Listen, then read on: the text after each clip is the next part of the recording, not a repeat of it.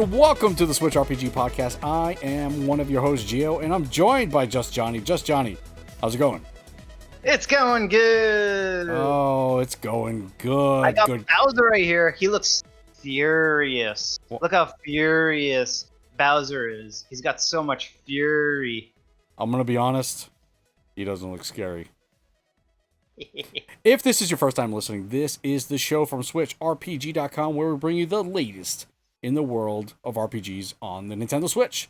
This week, we're kind of talking about this Nintendo Partner Showcase that's happening tomorrow, but we got some predictions going on, so we'll probably be right because we're pretty good at all this. And then we have PAX Online. Wait, what is PAX Online? Oh, really? You guys haven't seen it or heard anything about it? Well, there's some stuff going on there. Anyway, don't forget to visit our Discord channel, discord.switchrpg.com. Visit our website, switchrpg.com. Visit our Twitter, twitter.com/switchrpg, youtube.com/switchrpg. All that stuff. Don't forget to visit us there. Johnny, what are you playing? I am playing games, so I finally finished Moonlighter. Aha. It's done. I finished it. How long is that? How long of a game is that?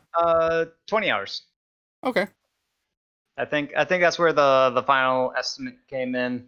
It kind of the beginning is a little slow. It's got a pretty good pacing to it, but the beginning is definitely the slower part. And then once you start to generate that income, it definitely gets a whole lot easier. Than by the time you're at the end. By the time you get to the 4th dungeon, which is the tech one, like the Victorian tech dungeon. By that time, at that point, you're making so much money that it's kind of easy to just get the updated gear with the enhancements that you need, and then you can kind of just that boss for that dungeon is really easy, and then after that you're kind of like fully decked out, and then you just go into the fifth door opens, you go through there, and it's just one boss battle. You kick that thing. If you're using the bow, it's easy mode, and that's the game. Now, wasn't there some DLC for it? Yeah, but I didn't get that DLC. It's not the deal. So when you beat the game, this is story spoiler stuff, but I'm gonna say this first before I get into spoiler stuff. The story's not good. Okay. It's like super basic stuff. It doesn't take itself seriously whatsoever. It's very basic, lighthearted story stuff, and it's also nonsensical.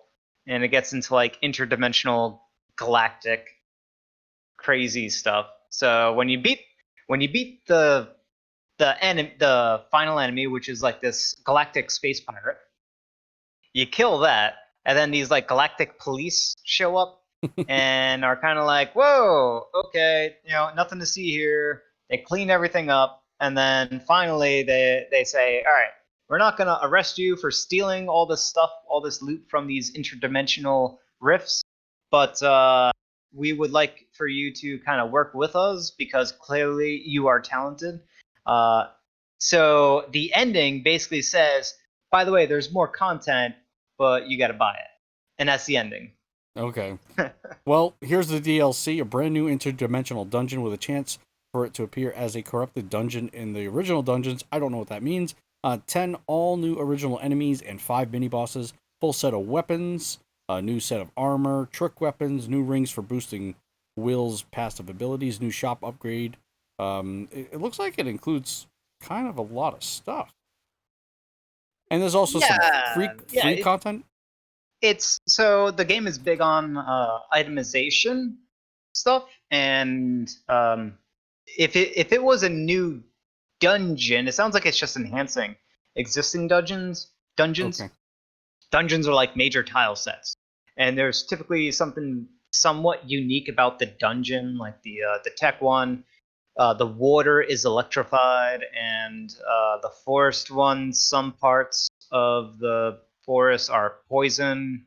Okay. I forgot the desert one, fire and stuff like that. So there's that stuff, but if it's mostly just more items and stuff like that, it doesn't really matter. Harder enemies that scale, and then you have to craft the gear that makes you scale with that difficulty, and then it's easy mode yet again. So Hmm. I don't think it's worth it. I don't think the game is worth the price for a sale. Like how I picked it up, it was a good enough ROM for the sales price. Overall, it was a good experience. I do not want to live it again. It's not good enough to play through again. It's definitely not good enough for me to buy a standalone premium DLC.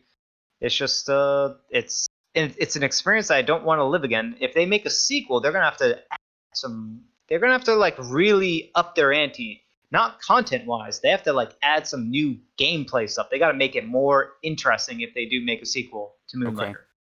I mean, it sounds like it's definitely a wait for sale title. It's a wait for sale title. Definitely. Yep. All right, cool. Yeah. I also I finished that, and then I've been playing a little bit of a couple of different games. Dota 2, just to realize how much I don't like Dota 2. Donkey Kong Country Returns Tropical Freeze. I'm in World 5, Island 5, World 5, whatever it's called. One of the levels in that world. Okay. Just the level design in that game is incredible. Is it hard? I was just gonna say, is it hard as you remember? Oh yeah, it's hard. It's flawed. It's definitely flawed in some of the elements of the game regarding co-op. They did not do a good job with co-op because there are Minecraft parts to it, but typically only one player is going to control the minecart. Otherwise, it'd be pure mayhem, and you're not going to pass that. Just people fighting over control.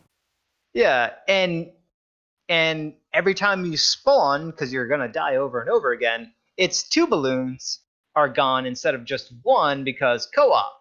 So you're kind of like losing double the lives for no good reason. And it doesn't give you like extra balloons? No, nothing? No.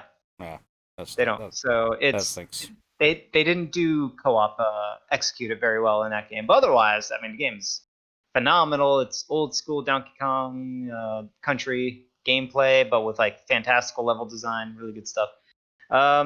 Let's see, more Darkest Dungeon. I think I'm at the very last time. I think I need to beat the Darkest Dungeon the last time. I think I'm on the final run, and I gave it a go last night, and I failed epically. Man, I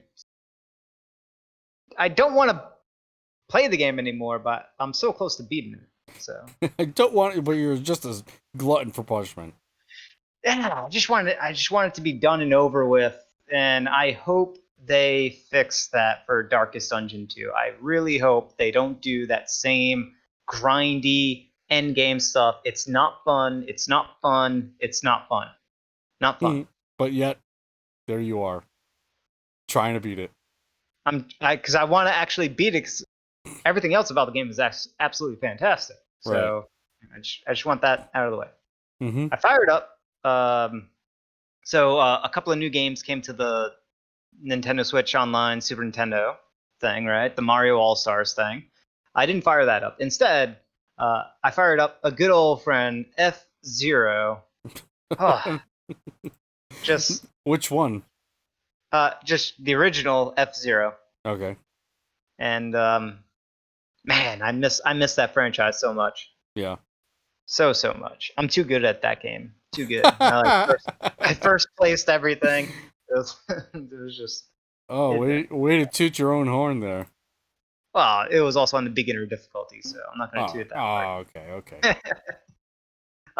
And then the last game I played, this is an indie game. I think it was part of PAX online showcase stuff. I acquired a key for this on PC. It's probably eventually going to come to Switch.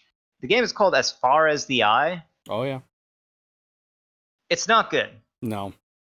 It's a mobile. Well, I think it's originally a mobile game. Well, it's wonky. It's not really finished, even though it's finished. It's just very mediocre, and it's supposed to be like a civilization kind of building game, but you're kind of like building as much as you need in order to get enough resources to make it to the next location. Mm-hmm. And that's kind of it. The UI is clunky.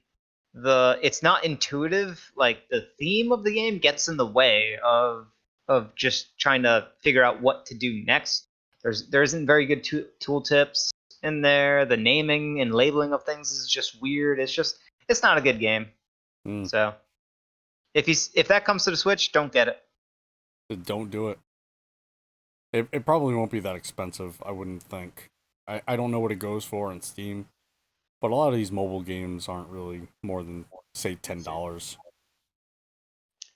Yeah, I don't know if it is. It might be mobile, but in general, that's what I've been playing. What have you been playing? Shoot! I was supposed to just get on top of that. Anyway, still playing RFL. Although I haven't recorded much for the channel, I still am playing it.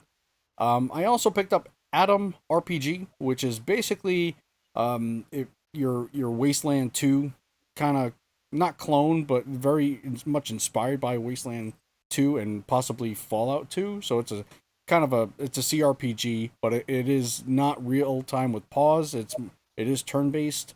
Um, and again, I say this all the time.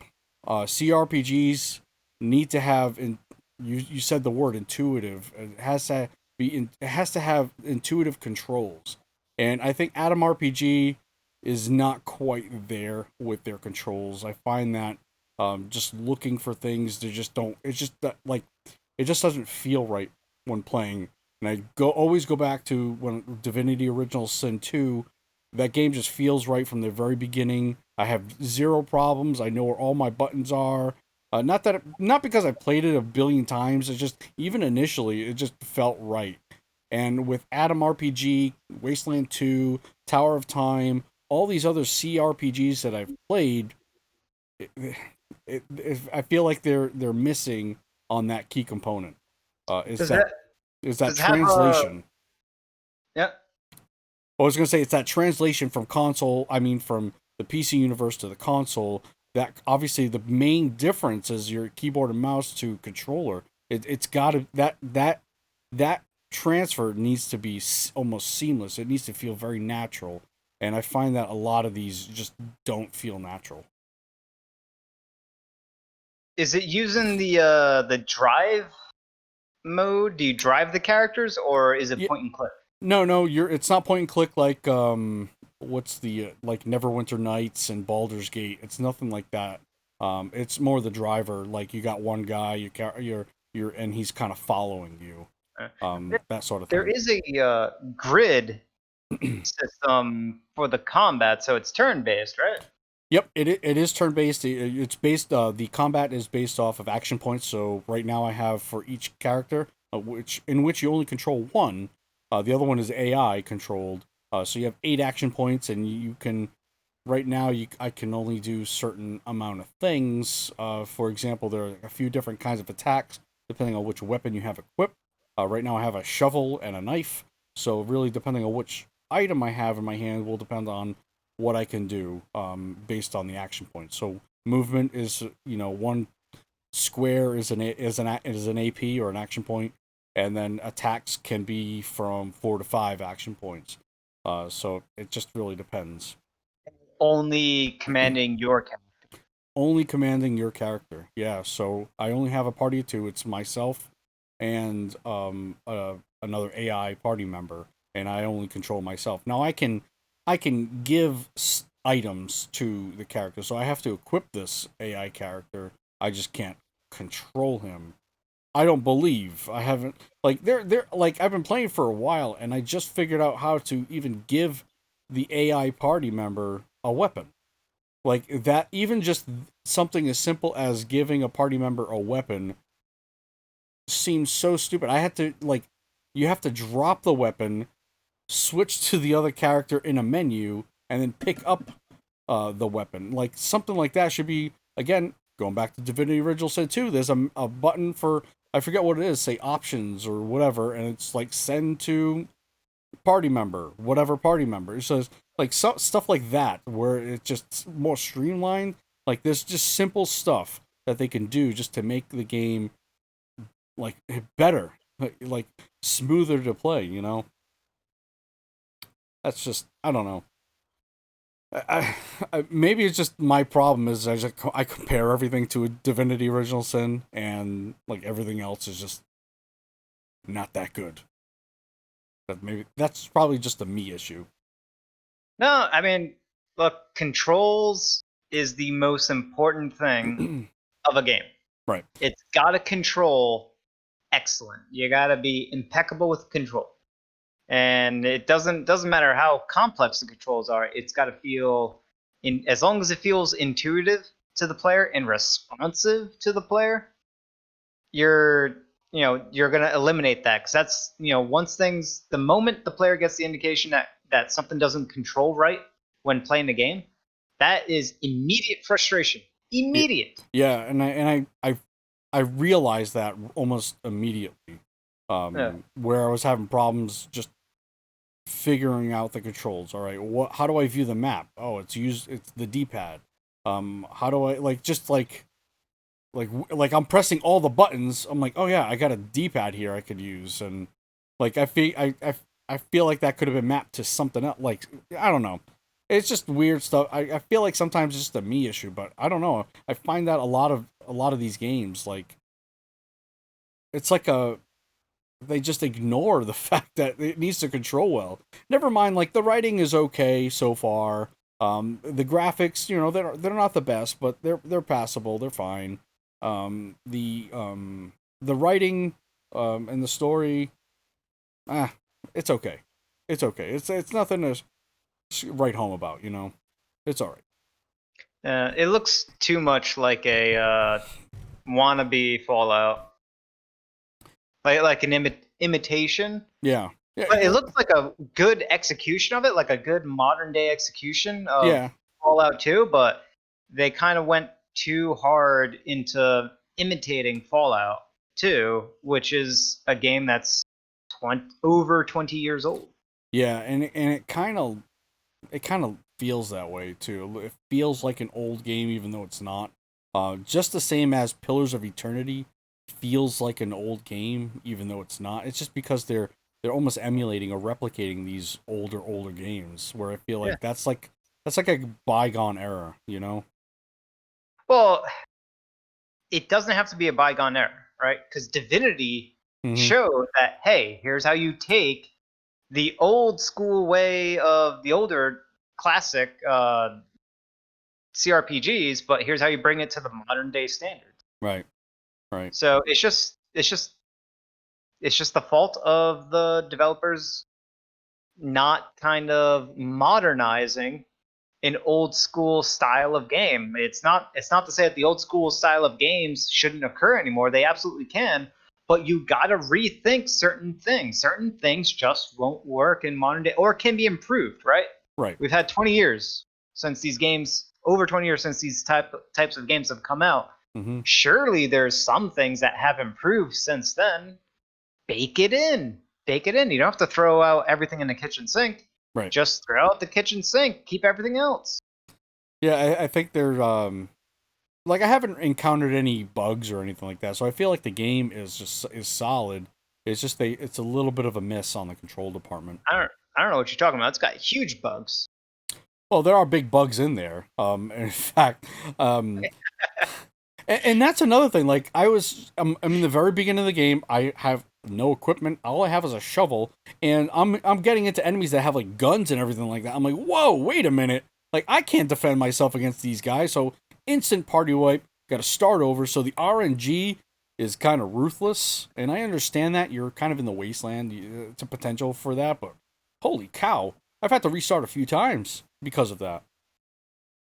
Not fun. It makes me wonder about Wasteland 3, because that was announced for Switch. Was it? I don't think it was. Wasteland 2 is on Switch. Could have sworn Wasteland 3 was also announced for it.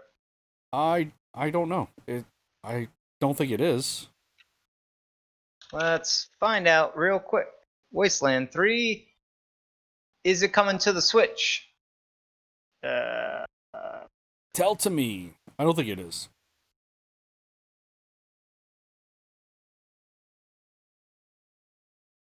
I don't know. Wasteland 2, was okay. It was okay. Nothing I would recommend. If you're into those CRPGs, like the older CRPGs, it'd probably be right up your alley. It's just, I don't know. I'm finding myself falling way out of love with them, but here I am, like playing them again. I like want a good one, you know. But Yeah. it's You want another Divinity? I couldn't find anything on Wasteland 3 for Switch, so I take that back.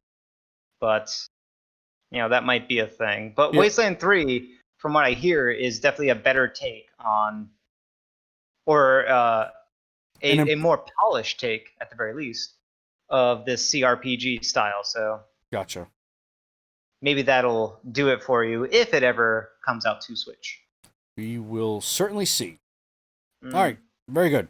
So that is what we're playing. Let's move on to some new game announcements. As I've said, there's kind of PAX Online. Some of these are PAX Online related. Some of these are a little bit older because we did miss out on a week's episode. But here we are. Tactical RPG Black Legend announced for release in 2021. So Black Legend is a tactical RPG, as I've said. Belgium developer Warcave has announced Black Legend, a new turn-based RPG set to release sometime next year on Windows PC systems, PlayStation 4, Nintendo Switch, Xbox One, Series X, PlayStation 5, all those new games, systems that are coming out. The title is set to fuse tactical gameplay and open world exploration within a grim 17th century inspiring setting, layered with inspiration from the folklore and myths of Netherlands and Belgium. Check out the announcement trailer below. So yeah, definitely check that out. It almost looks, I'm going to say looks, or reminds me a little bit of Bloodborne, in terms of aesthetics. Definitely doesn't play that way. It is definitely your grid-based tactical RPG.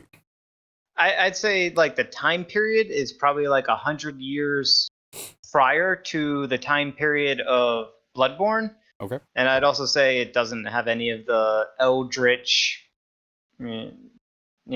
Cthulhu-esque elements whatsoever. Right. The Lovecraftian stuff is not. Yeah, and Definitely. I know it said it's based on some folklore, but I don't see any. Everything looks very realistic. I don't see any magic or anything. The trailer has very little gameplay. I'm just looking at stills and screenshots. Yeah, it's got almost nothing. The end of the trailer shows like this big giant Knight, dude with a giant sword. knight. Yep. Uh, and maybe that's a little bit of the fantasy element, and that's fine. Like if they're going for light fantasy with this more realistic, it's kind of like a time period of like Renaissance, pre-Victorian, post-Renaissance era type thing. Looks real good. Renaissance. Yeah, it's got a very clean UI Mm-hmm. and interface. It's very easy to read. It looks good. Yeah. Just from it's got a grid-based system and it's not hexes, it's squares, and it's got verticality to the combat because you can see people standing on top of stuff and people on lower ground. So all that is exciting stuff. It looks very very promising. Yeah. Very promising. We will see. Again, it's going to be a while. 2021. Next, Yep. we have Warsaw. I think we've mentioned this game before, and we finally actually have a release date. Warsaw. Wow, why am I saying it like that? Warsaw. Warsaw is coming October 1st.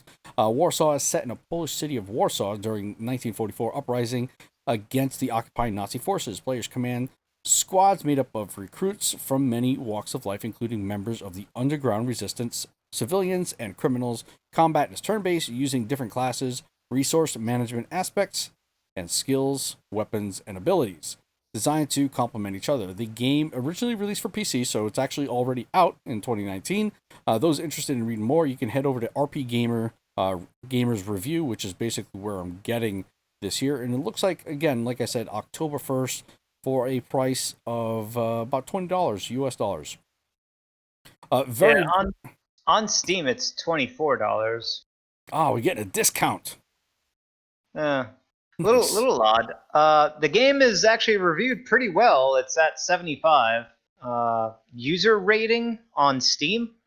So you kind of take that rating and drop 10, and that would equate to a console rating.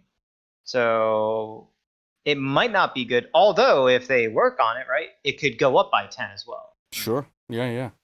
Yeah. If I had to summarize how the game looks and Mhm. plays, it's pretty much World War II meets Darkest Dungeon. That's it, man. That's basically what I was gonna say. Yeah. If you look at RP Gamer's review, they gave it a 2.5 out of 5. Pluses are enjoyable game loop, real world scenario worth exploring and highlighting. Negatives are doesn't make make good narrative use of its setting and lacks staying power. I don't know what those means. I have yet to read the review, but that's just a very quick summary. Metacritic has it at 62. Okay. So that kind of fell in line with my, deduct 10 from user review. Gotcha. So that kind of falls in line with it. So yeah, it's not reviewed well, but it can go up, right? Because this release, as you said, a year ago. They've had a year to work on it. I know they're porting, but they could also improve on things that were problematic.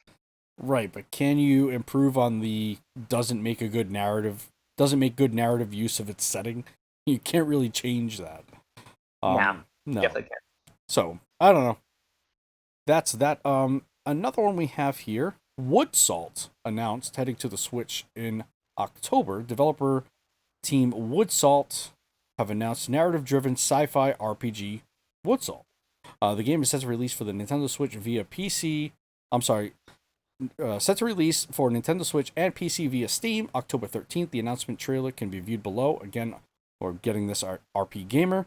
In Woodsalt, players control the drowsy protagonist, MC, who happens to wake up 1,000 years in the future after a quick nap. Now awake in a brand new world of New Terra, MC must find out how he arrived in this timeline and why. The game features multiple endings, no filler or fetch quests, secrets, and cat collecting game. I don't know what that means. Yeah, this looks like a very artsy game. Maybe I don't even know. Artsy? Well, ooh, I hate this art style. I dislike it as well. It's the chibi art style, and it doesn't look good. It's generic. Yeah, it does look like. Yeah, generic and safe. Yeah, I mean, again, with the trailer, you can't really tell what the gameplay is like. But it's trying to come across as a very mysterious kind of type of game. I don't know. It looks very antiquated. Can I say that as well? It looks like a MOBA game. This is the art style that you get in typical MOBA games with low poly, chibi-esque, as you said, big head, like oversized head on small, frail,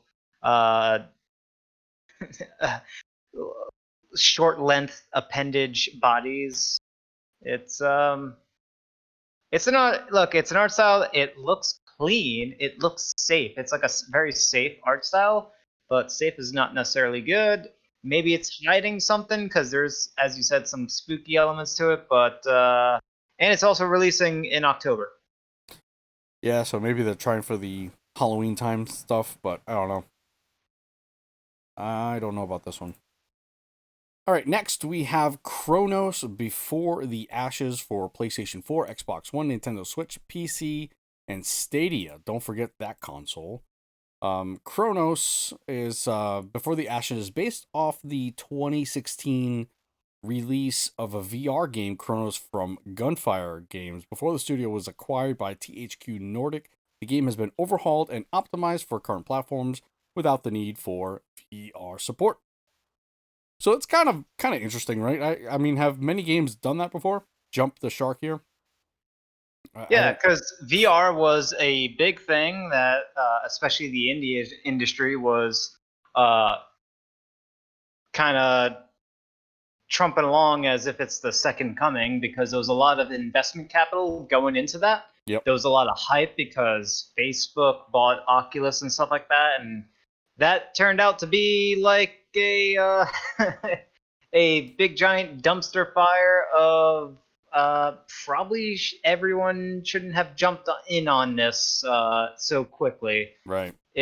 It's tech that works, but it's just so far from being widely accepted and adopted. And I still think VR is at least another 2 console generations away from being mainstream. Yeah, that's probably entirely true. I don't know. It just doesn't.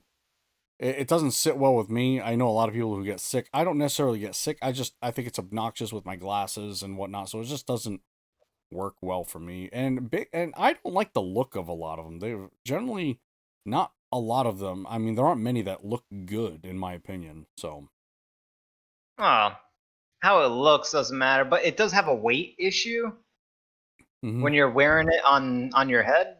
It's got cumbersome controllers. I Yep. think all of them, the Oculus and Vive, which I have, and the other ones, all their controllers are just weird and cumbersome. They don't use real joysticks, and there are issues. There's I know Alex, which I do plan on getting at some point when it hits a sale on Steam. I will get Half-Life Alex Okay. because I like Half-Life and it's Valve and it's a VR game, and Valve made Vive and their own was Index, Valve Index. Yep. So and it's one of the highest rated games of this year, so Yeah. I am on board with that, and maybe that will be the killer app, but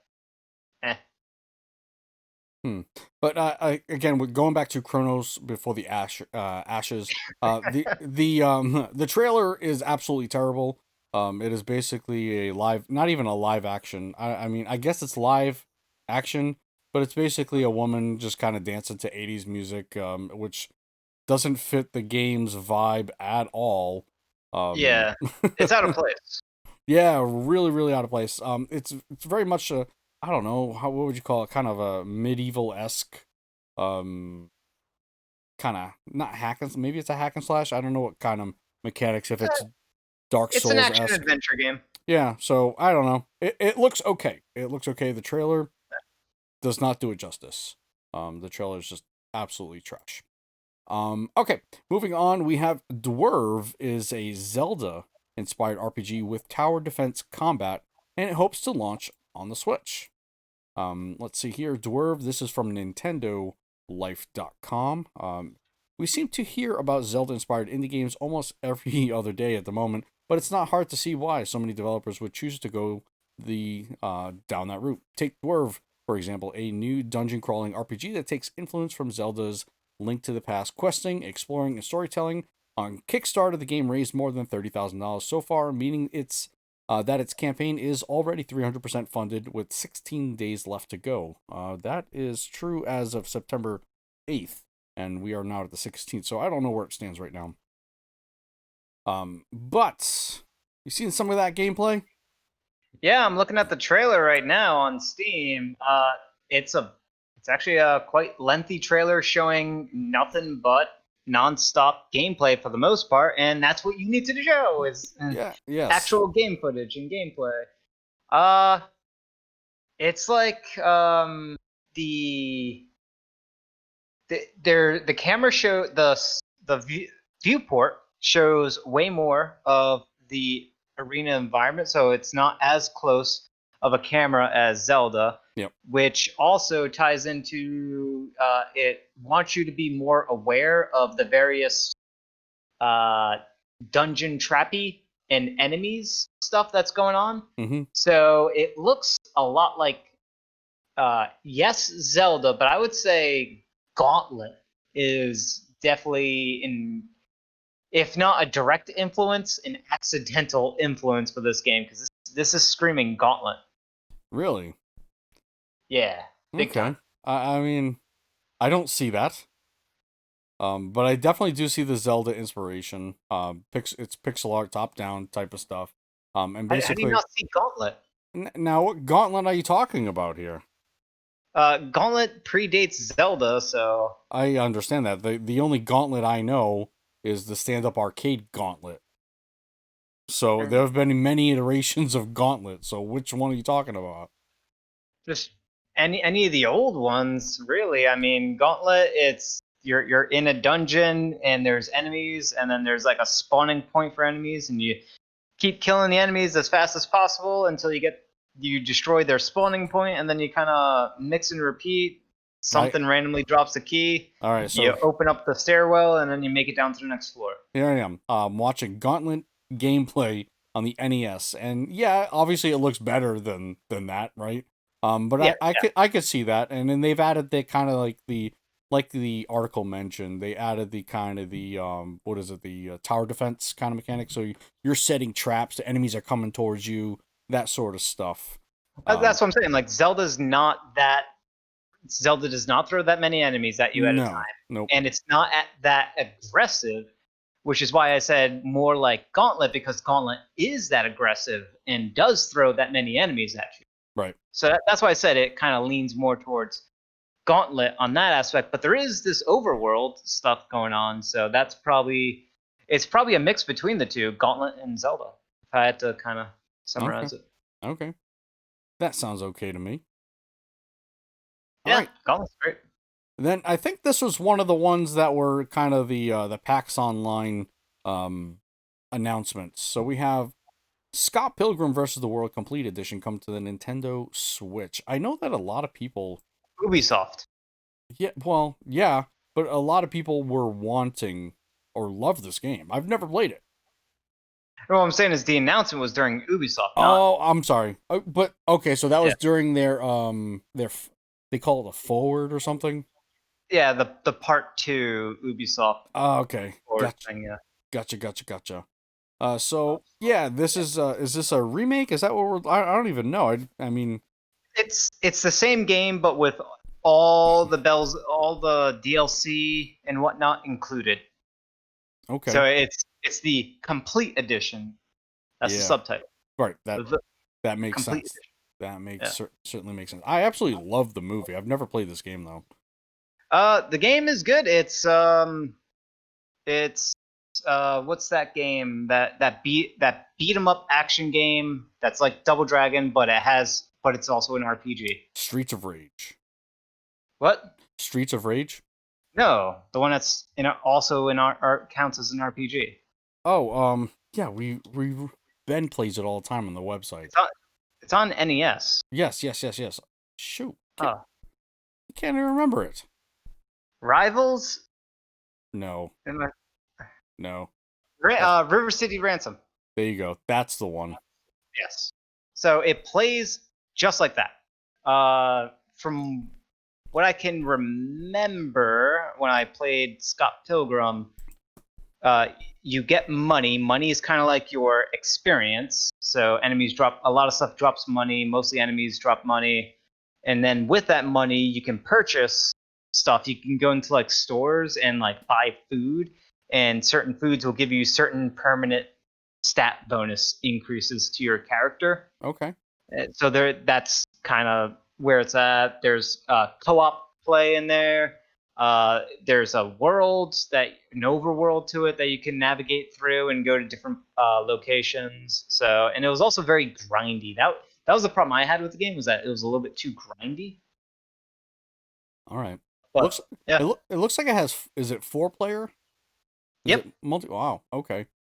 That's pretty cool. Yeah, it is a well done co-op beat 'em up RPG. Okay. Very well done. I might have to get this. And it looks like it might even, does it have like mini games or anything?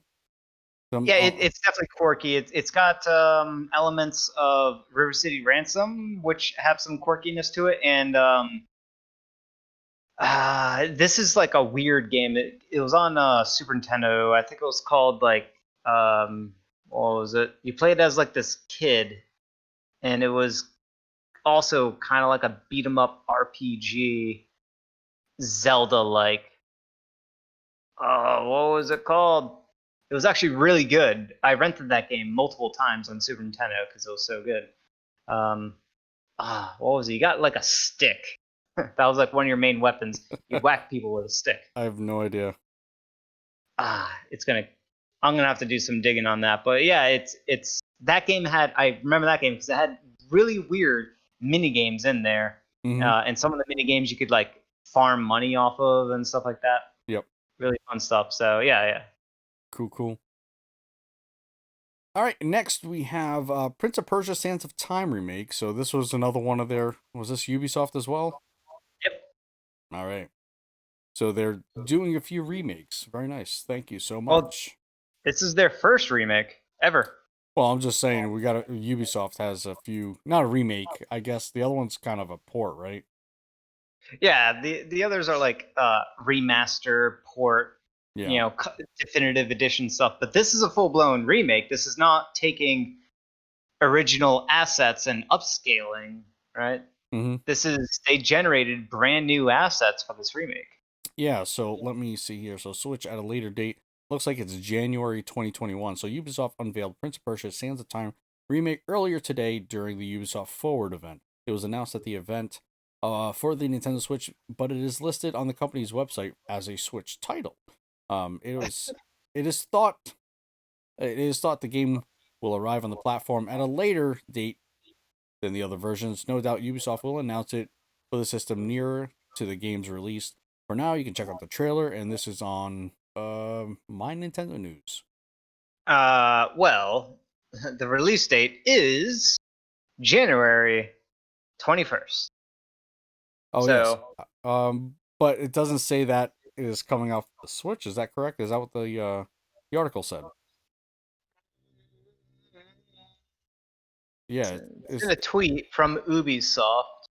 right. But Whether or not that pertains to the Switch version, in I don't know. the trailer, it only shows PC, Xbox, and PS4. Okay. And it also does not show. Usually shows the icons there. It doesn't show the Switch. So Yeah. I mean, who knows? We may get this one tomorrow. Oh, the release date for it. Yeah. Yeah, who knows? Yeah. What do you think about it? Did you play the original?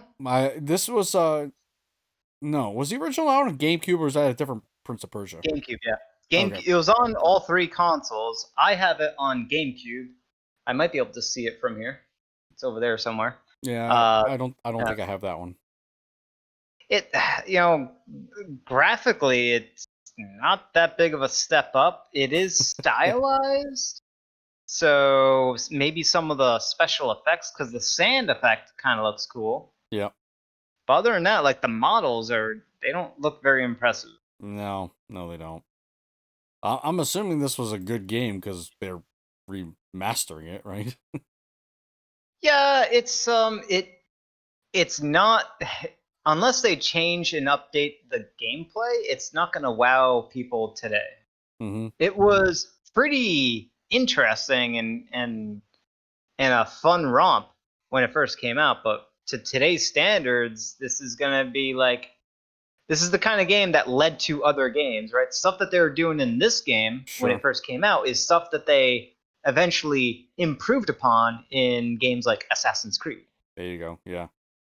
Just looking at the comments again, we're looking at this at My Nintendo News. The first comment kind of looks like a last gen title, and I'm gonna agree. It does kind of look like a last gen title. Yeah, Ubisoft had to comment on the fan response comment of how off the remade graphics looks. So Yeah, doth not look too good. Anyway, it's fine. It's definitely a step up. So yeah, I guess that's fine if that your standards are that low. Anyway, action adventure RPG. There is no light coming to the Switch. This, thanks to a successful Kickstarter campaign, the action adventure RPG There Is No Light has been confirmed for the Switch. With just over 3 weeks to go, total funds surpassed $30,000, meaning a release on the Nintendo's console is now secured. There are now possible stretch goals such as extra side quests at 35 and a bestiary at 40. Side note here. What are your thoughts on bestiaries? love them. You love them, huh? They're great. If the game is terrible, do you ever look at the bestiary? No. Okay. The game is terrible. I stopped playing it. So yeah, well, yeah, that's kind of my point. I mean, I feel like a lot of games include this, but I feel like also a lot of people aren't really that into it. I don't know. It depends on the game. The bestiary has to be. It's got to give you useful. It's got to be useful to the player. There aren't many games that make them useful. I can think of like a small handful. I agree, but the games where they are useful, and typically they're the games that I find them the most useful in are the Metroidvania style games. Mm-hmm. Specifically, the actual Metroidvanias, the Castlevania ones. Yep. All the handhelds and Symphony of the Night, and as well as Bloodstained had an incredible bestiary, very well implemented, and actually very useful to the player. Yep. But again, not many of them are useful. I don't know. I just always see that as a stretch goal, and I'm like, all right, it's I guess it's kind of cool. I don't know. But man, It depends. It depends on how they. If this is a game about loot drops off of enemies, then a bestiary is important, right? Because you want to know what drops off of what enemies and Mhm. where are those enemies located, and you know, how do you min max against them type stuff. Like what Right. are their defenses, what are their weaknesses, how can you be efficient at farming them over and over again to get exact materials that you need to farm. Yeah, Stuff like I think it's more of a miss than it is a hit. Anyway, here's some information about There Is No Light, along with the trailer you can find at Nintendo Everything. After a global catastrophe, the remains of a human civilization built a new religious society among the ruins of a desolated underground. They have forgotten the light of sun and now blindly following the new god, the Great Hand. So yeah, have you watched the trailer here? Yep. It is a pixel art game, but the one thing I found, it's not odd or anything. It's just like the character looks a little elongated, so he looks maybe a little bit taller. It's just I don't see many games that at this angle, kind of like the top down perspective, um, look that long. I don't know. That was just the first thing I saw. That's fine. I like Uh, it. yeah, I It mean, doesn't it doesn't look out of place to me. no, and not that it looks out of place. It just looks different. You know, it kind of stands out. I Um, think it's good that it looks different. Yeah, oh, I agree. But it is it looks like just again an action RPG. And I like some of the combat animations. I like the enemy varieties. It looks like some cool looking enemy design. I like the design on them.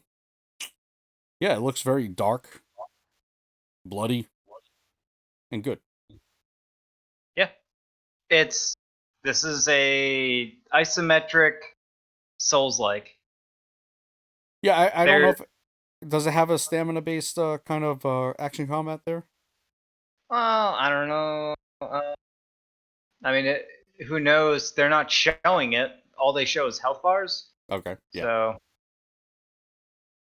who knows whether that's the case? But I've played some indie games, some indie game demos from just a few months ago, from some sort of indie showcase thing. I forgot which one it was, but there was one of the summer ones. I played games that play like this one uh, on Steam, and those had stamina systems and stuff like that. I forgot what the name of it is. It's probably on my little list over here somewhere. I could probably quickly dig it up. What do we have here? A new? No, not a new. Half past. I don't see any more. Undungeon, maybe. No, maybe Undungeon. not Undungeon. Either Uh, way, I've played them. There's one game, isometric, Dark Soulsy style game called Aid Eider, I think it's called. It hasn't released yet. I've been following it for like 4 years. It's taken forever. So I have no clue what the status is on that game, but this is definitely a style of 2D games that I think is going to be very potentially interesting. right. It's been done before, but Mm-hmm. when they lean more towards the Souls-like, style or theme at the very least. That's exciting to me. Yeah. All right, cool. Next we have Immortals: Phoenix Rising, one of those games that have changed their name. So this used to be Gods and Monsters. Set to release December 3rd for consoles and PC. So we have a lot of new information coming out in this. You can go to any RPG site, any RPG. Oh, I'm actually at rpgsite.net, but a lot of RPG sites have covered this. So again, this was during the Ubisoft Forward stream. Yeah, so it's set for release December 3rd. And I'm really kind of surprised that the Switch is getting it on that same day. But also in Ubisoft fashion, there's like tiers of this, right? So you have the standalone version, then you have a gold edition, then you have a season pass, and then you have this. So they this is something that they always do, right? Yeah. What do you think of this game? Is this the Kid Icarus game that you've always wanted? This is what all you're gonna get. Yes. Yes, it is. This is absolutely the Kid Icarus game that everyone always wanted. Yeah. Yeah. And I see a lot of comparisons to Breath of the Wild. Yeah, big time. While I see that, I am so tired of that. I mean, like, all right, you're tired of games ripping off Breath of the Wild, or I'm tired of people. I don't know, maybe gatekeeping. Oh, it's just a Breath of the Wild clone. It's just a clone of this. It's a clone. Like, it may be inspired by it and kind of look similar or whatever, but I mean, it certainly doesn't look like a clone to me, anyway. You must be blind, man. I do have glasses, but it doesn't play like. Here's another example: Genshin Impact, right? Like a lot of people say, yeah, it's just a Breath of the Wild clone, but man, it plays very different. It doesn't play like Breath of the Wild at all. I don't know this one. I don't know this. Gonna play a little different, but not a little different. It plays very different. It doesn't play like it at all. I don't know. This game is screaming Breath of the Wild, but it's also screaming Kid Icarus. Yes. It's screaming Breath of the Wild, big time. I don't want to hear it. Especially not as much as Genshin Impact, but this is screaming it. You're supposed to be on my side. That's not a bad thing. I don't care if it's screaming Breath of the Wild. You mean that there's finally games that are imitating the best game of all time? Right, but finally, I know, but when people say it, it's almost like it's just a clone. Like it's almost like write it off. Do you know what I mean? Where yeah. No, I mean this game looks pretty good. You know, it looks real good. It also kind of looks a little generic. Only a little. It's not taking itself seriously. That's my only gripe with it, and I'm fine with that as long as they kind of mention that there's going to be comedic relief in there in the storyline between some of the characters. Like I don't know if it was Zeus. They had like Zeus and Prometheus talking. I don't know if that's supposed to be the comedy relief type stuff, but if it takes itself in a joking kind of way, I'm totally down with that because that's different. There aren't too many games that kind of go that route. Right. It doesn't have to be a serious thing.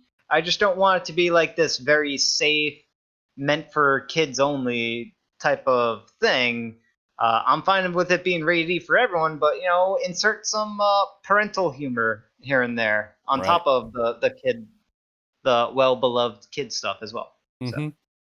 I don't know. I think it looks good. That may be something I jump on. So I just hate the fact that Ubisoft they have all these additions and season passes without like. Okay, so you're telling me DLC is coming out. I don't know what I'm getting into. I don't know.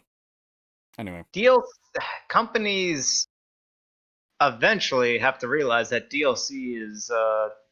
Depending on the nature of the DLC, maybe I'm wrong, but most DLC, in my eyes, is definitely not worth it. Companies need to really work on making DLC worthwhile, and especially for games that are already massive. Like, what's the point of making Look at God of War. That did not have DLC. Why? Because it was already huge and massive. There was you got more than enough bang for your buck.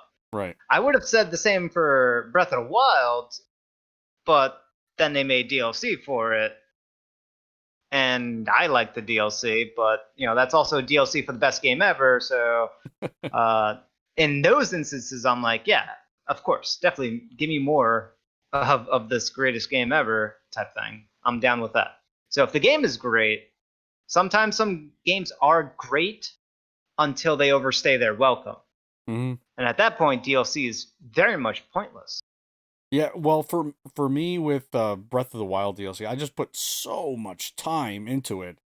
I mean, I couldn't see myself either replaying it for like a master mode or trials. Like I'm like, I just put way too much time into this game to continue to play.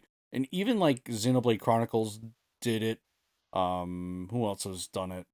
Xenoblade did it well, though. They did. Their expansion was not only was it huge, massive. Yeah. It also changed like uh, I mean the gameplay was all altogether different, added a great new storyline, and that also was a game in and of itself. Yeah, it was a standalone. Right. But it was Yeah. part of their DLC package. It was part of the DLC package, but you could also buy it as a standalone. Right. And it didn't even it took place in the past, 500 years prior. Right. And like I said, it feels like a totally different game. It's like a brand new game. All right, Immortals. Name is terrible. They should have just kept gods and monsters. I'm guessing there was some trademarking issues with that. Well, that's the only thing I can that's guess. not a guess. That's what they said. Okay, there you go. They said it was a trademark issue with Monster Energy. Well, you gotta fight those. I mean, come on, Ubisoft, fight those battles. It's Monster Energy. The game is called Gods and Monsters. Where's the infringement? Like, Monster Energy is gonna lose the lawsuit, and they're gonna lose money. No way that they're gonna go through with that. And if you countersue for recompense or whatever the term is, to get your money, to have them pay for your legal fees to dispute this whole shenanigan thing, you'd be perfectly fine. Yeah, obviously they just didn't want to deal with that, but we're stuck with Immortals Phoenix Rising. They could have chose a better name. Yeah. I don't know. How about Gods Amongst Immortals? Oh. That's a way better name. Well, we're a little beyond that now. It's too late. Right. What's your opinion of the game, though? I think it looks good. I think it looks really good. You say it looks safe. Yeah, maybe there's a little bit of that. Maybe it's a little bit of a generic kind of action RPG type of thing. But I like the setting. I've always liked the setting, even like the God of War series. I love that type of setting. So I think this would be something I would like. Yeah. I don't know. They are putting out just a ton of information. Sometimes it's too much. But it's almost like they're trying to sell us on it like hard. Or I don't think they need to do that. Well, they only have what, 3 more months to promote it, so yeah, well, promotion is different, but they're doing gameplay walkthroughs, they're doing gameplay overviews, they're doing world premiere trailers, they're doing dev this, dev that. Like, chill out, man, chill out. Just like throw us a trailer, let us sit on it for a little bit, let us chew on it, figure it out, throw us some information here and there. We don't need all this stuff. Yeah. I just think nowadays just we get way too much information and we want it, or a lot of people want it, but it's just too much. Yeah. The only thing I don't like about what I'm seeing with this game, like I'm fine with I think the visuals look really good, and the theme and the world looks cool. I like how nice and dense the world looks. Mm-hmm. I'm liking all that stuff. The only thing I don't like is the combat, and I'm not saying that the combat looks bad. It looks well executed. It just looks like combat I've done in so many other games, right, over and over again. It doesn't look like it's showing me anything new that I haven't done before in combat. Well, maybe they're showing earlier combat, and the only reason why I'm saying that is because it looks like you can gain a lot of powers and things. So maybe with the addition of new powers, it'll play a little different than just your ordinary kind of button mashing type of game. Maybe there's going to be a lot layered on to it. I hope so. Yeah. And I'm only going off of base of the one. I only watched one trailer. Again, I'm not a fan of a lot of information stuff. So I'm just going off of one trailer, and I think once you get your basic combat, I think it's going to get layered upon. I really do hope so anyway. You can climb like Breath of the Wild. I don't want to hear it. You can climb everything. You got wings, so you could do like the gliding off of high points. Oh, I did not know. Wait a minute. I did not know Breath of the Wild was the first to do that, but continue. They do it in if you want to talk about rip-offs, Breath of the Wild actually ripped off Far Cry, okay? No. Yes. No, Far Cry ripped that off of another Zelda game called Which one? Wind Waker. Oh, Wind Waker, please. Wind Waker did the whole gliding thing before that. I'm not talking about that. I'm just like an example, like the towers. So you raise a tower and you reveal an area of the map. Far Cry did that before Breath of the Wild did it. I mean, everybody's influenced by everybody. Why does everyone have to gatekeep? Leave me alone. No, I'm not talking about gatekeep. I'm just pointing out how close in proximity, gameplay-wise, it is to Breath of the Wild. I don't want to hear it. But that's not a bad thing. Clearly, Breath of the Wild did a whole lot of right stuff. No, and I understand that, but people use that as a knock against any game that is remotely similar. I'm not knocking it. I'm just trying to convince you that, hey, yeah, there's way more similarities between the gameplay of these two games, more than you're aware of. And I'm just pointing out, like, you can climb anything just like in Breath of the Wild, right? I don't want to hear it, Johnny. All right. Speaking of Breath of the Wild, right? We have Hyrule Warriors. Like, out of freaking nowhere, Hyrule Warriors Age of Calamity revealed launches this November. This year.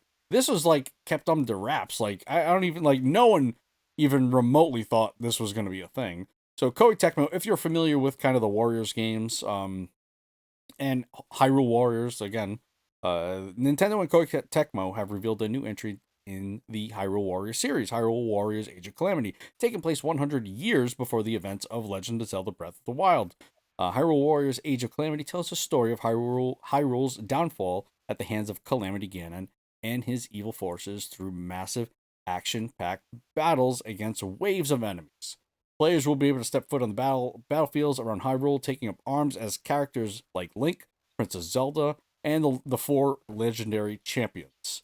Check out the reveal trailer. I am on rpgfan.com. You can probably find that trailer just about anywhere. We were talking about this kind of at length before we started recording, and I think we're both kind of excited for this game. Super excited. It just, can I say, and this is without question, right? Like the Warriors games have kind of gotten better with every single game. Like at first, I'm like, it kind of just whatever.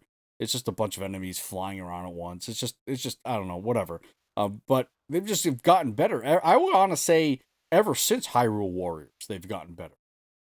I wouldn't know. I've never played a Warriors game. Okay, well, I played Hyrule Warriors, and it's better than some of the Dynasty Warriors, in my opinion. I haven't played it all out, I haven't completed it. But it was interesting. The one thing I really dislike about it can get kind of chaotic at times, where you'll be doing one battle and then all of a sudden you have to head over somewhere else because some other thing is getting, invaded or whatever. So it can kind of get overwhelming, sorry. But this just looks, and I think you had mentioned that this looks like they took the Breath of the Wild engine, right? And kind of made a new game out of it. Or at least some elements of the Breath of the Wild engine, yeah. At the very least, the graphical code. I'm talking code stuff. They took some of that, in addition to the obvious assets textures and models and animations and stuff like that. They definitely grabbed that. They mentioned that in the video presentation. So that's not news, but just the nature of the shaders, they at the very least got the shaders because it looks identical to Breath of the Wild. Yes, it does. Identical. Yeah, and the story is perfect for this kind of game. So if you've played Breath of the Wild, you know that there was this giant war of, like I had mentioned, with Calamity Ganon, and this is the one that almost killed Link, and Zelda basically had to put him in the state and protect him. And in the meantime, Zelda is fighting Calamity Ganon this entire time. But again, the reason why Link was almost killed was because of this war, 100 years prior. And we actually get to play out the war. So does that mean we already know the ending? Guessing. I think it does, but there's a lot to tell there, and that's the most exciting part about it. Right. I mean, because we know the four. Well, I don't want to spoil anything. But we know what happens with the four heroes. We know what happens with Link because I just said it. But that's the very beginning of the game. So I mean, we know where it ends up. It's just how we get there, right? Yeah, I'm looking at the history of these Muso games. They go really far back. The company was back in '96, and their first Dynasty Warriors was in '97. They've been making these games for quite some time. Yep. Dynasty Warriors has gone all the way up to Dynasty Warriors 9 is the most recent iteration. And then they got actually there's a bunch of Dynasty Warrior games that have new numbers on them as well. There's just a whole lot. Samurai Warriors, there's a lot of spin-offs. Warriors or Orochi. Well, some of the kind of the more notable ones are the Hyrule Warriors, Fire Emblem Warriors, I think. Is that what it's called? Let's see here. Trying to find it. I can't believe I can't remember it. I've never played it, but Fire Emblem Warriors, yep. Yeah, so Fire Emblem Warriors, and then this one here. Those are the ones and Persona 5 Scramble. Yes, I was just about to mention that Persona 5, which hopefully will come out for us here in the West. And if I didn't mention, November 20th is when this is coming. So that's like a month away. Yeah. Well, a month and a half, 2 months. I'm sorry. Yes. Yeah. And we're getting more information 2 weeks, less than 2 weeks from now. I hope it means like a collector's edition, because I will instant purchase it.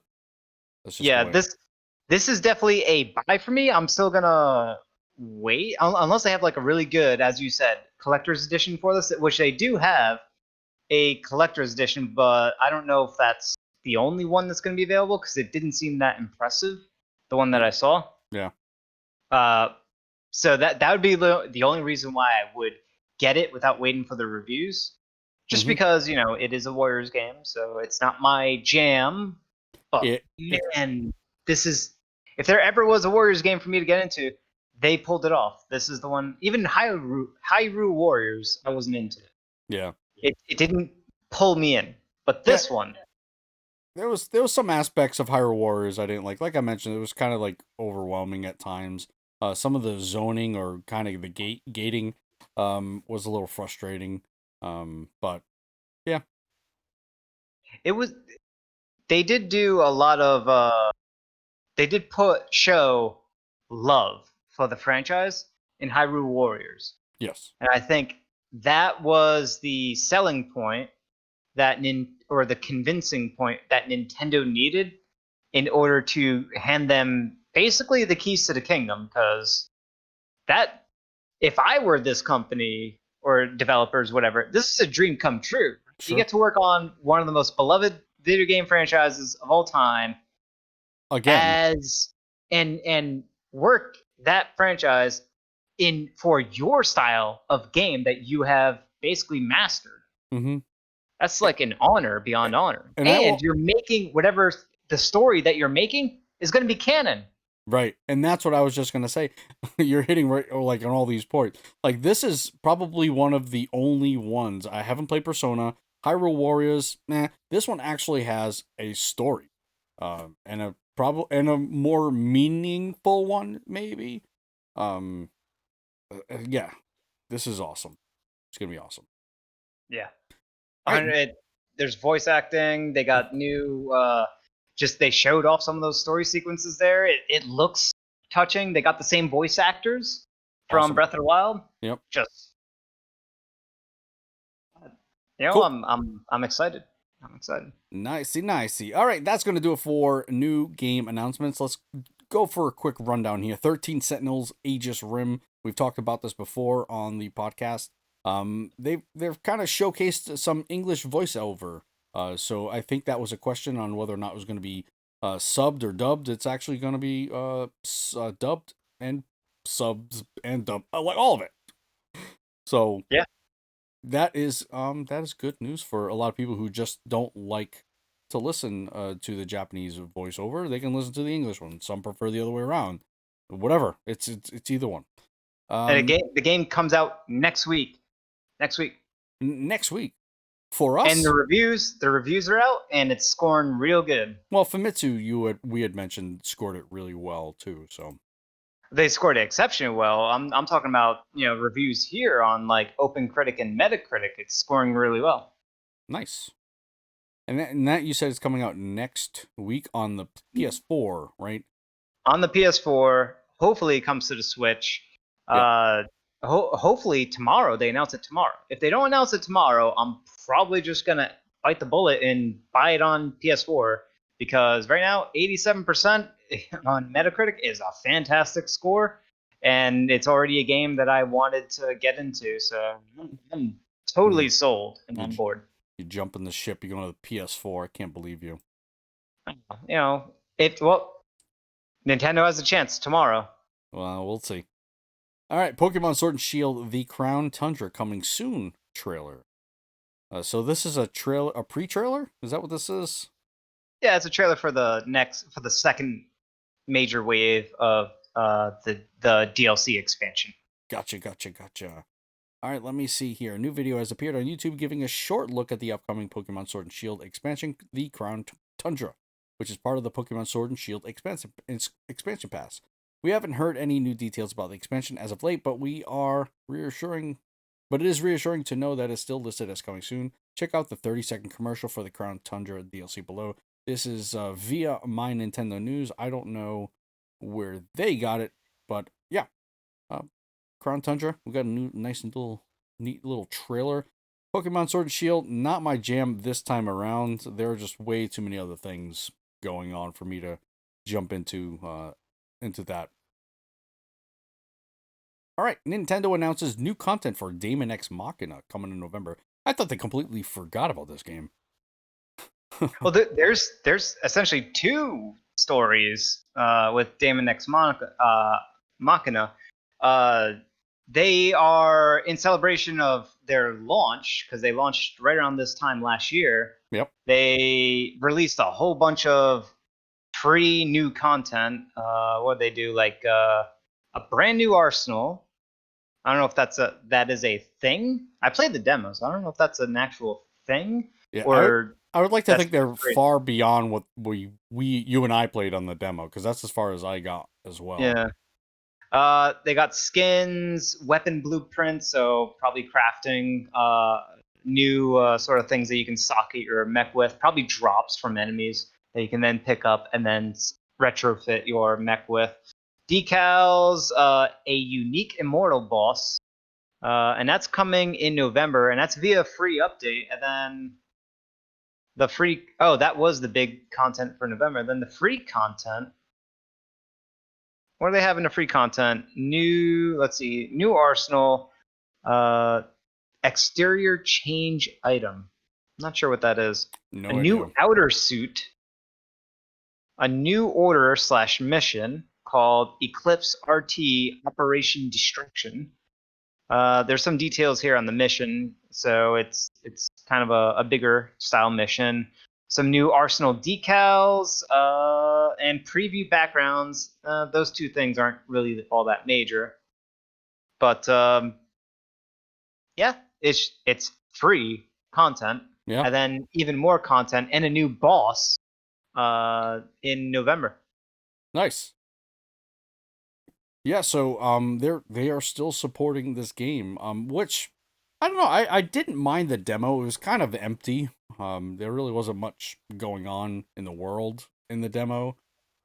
So I would assume that they've improved upon that, considering it was just a demo.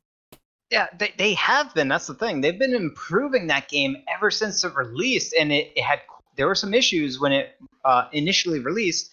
The version that just released is version 1.4. Mhm. That's the release version is 1.0, so Right.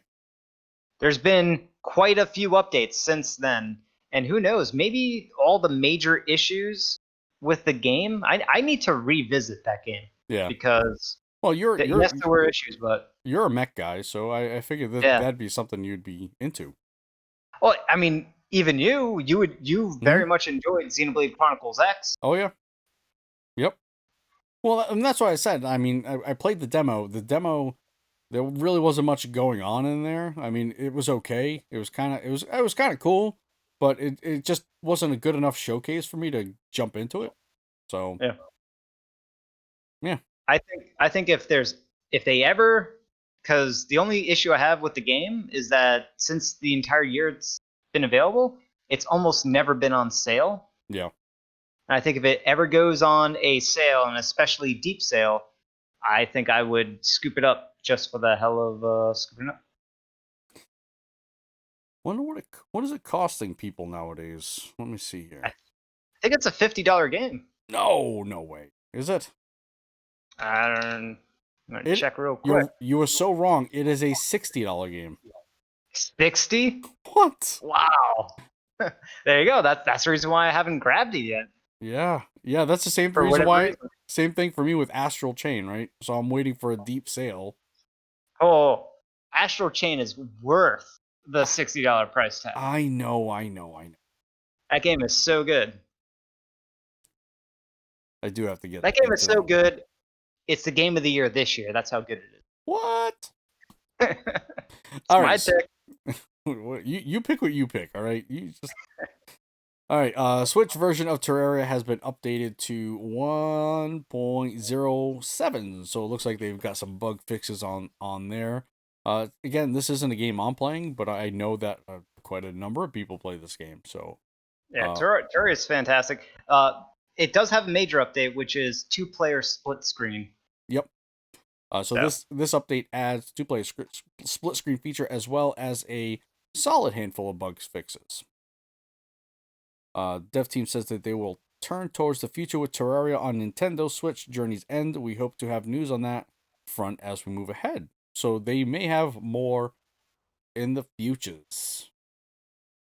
Kind of cool. Something more might be a brewing there. All right, some bad news, guys. Some bad news. I'm really sorry. No More Heroes 3 has been delayed. Ugh. 2021. This game kind of looks cool. It's too bad. So with all the people not being able to develop together situation, it's been postponed. Yeah. So I mean, it'll come out eventually. But yeah, it's just not this year. It's fine. Yeah, that's fine. There's other stuff going on. All right. Where the heck am I? This is kind of terrible news, actually. I think who cares? Really? Personally. All right. Anyway, Tetsuya Nomura. There are currently no specific plans for more Kingdom Hearts games on the Switch. Okay, why not? And this is more, meaning there is something Kingdom Hearts on Switch?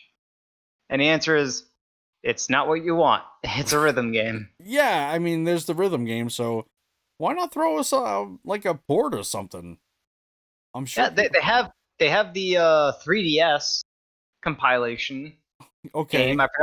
I forgot which mathematical number that one was. I think there are a few 3DS games for Kingdom Hearts. Yeah. But anyway, yeah, throw us a freaking bone here. Come on. Yeah, that's kind of sad, I guess. It makes no sense. Yeah. Like, why haven't they put together? Because they have a for Sony, they have a I think maybe even for Xbox as well. They have a Kingdom Hearts 1, 2, Yep. and some other Yep. games of Kingdom Hearts in a collective package. Right. Why don't they do that? Bring that over. Yeah, well, here we go. Nintendo Enthusiast had they did some sort of interview. So through translator, Tetsuya Nomura confirmed that there are currently no specific plans for more Kingdom Hearts games on the Switch. Square Enix did consider ports of existing games for the Switch in the past, but found it was technologically difficult. However, Nomura added that he believes Nintendo Switch is a very appealing piece of hardware and that he had always wanted to do something on this console. Additionally, while he cannot speak for games at Square Enix that he isn't associated with, Nomura did express that it is possible another game of his could come to the Switch. Okay. What other games does he have? Tell to me, Google. Tell to me. So he does. Tetsuya Nomura. Yeah, he does some Final Fantasy stuff, doesn't he? Oh yeah, he does a lot of Final Fantasy stuff. A lot of people do Final Fantasy stuff, and then they leave Square Enix because Square Enix doesn't know how to manage. All right, so I'm looking at the list of games. How do we figure out what he can actually bring over? I would say Final Fantasy 6. Well, that I'm the RPG nerds of everywhere.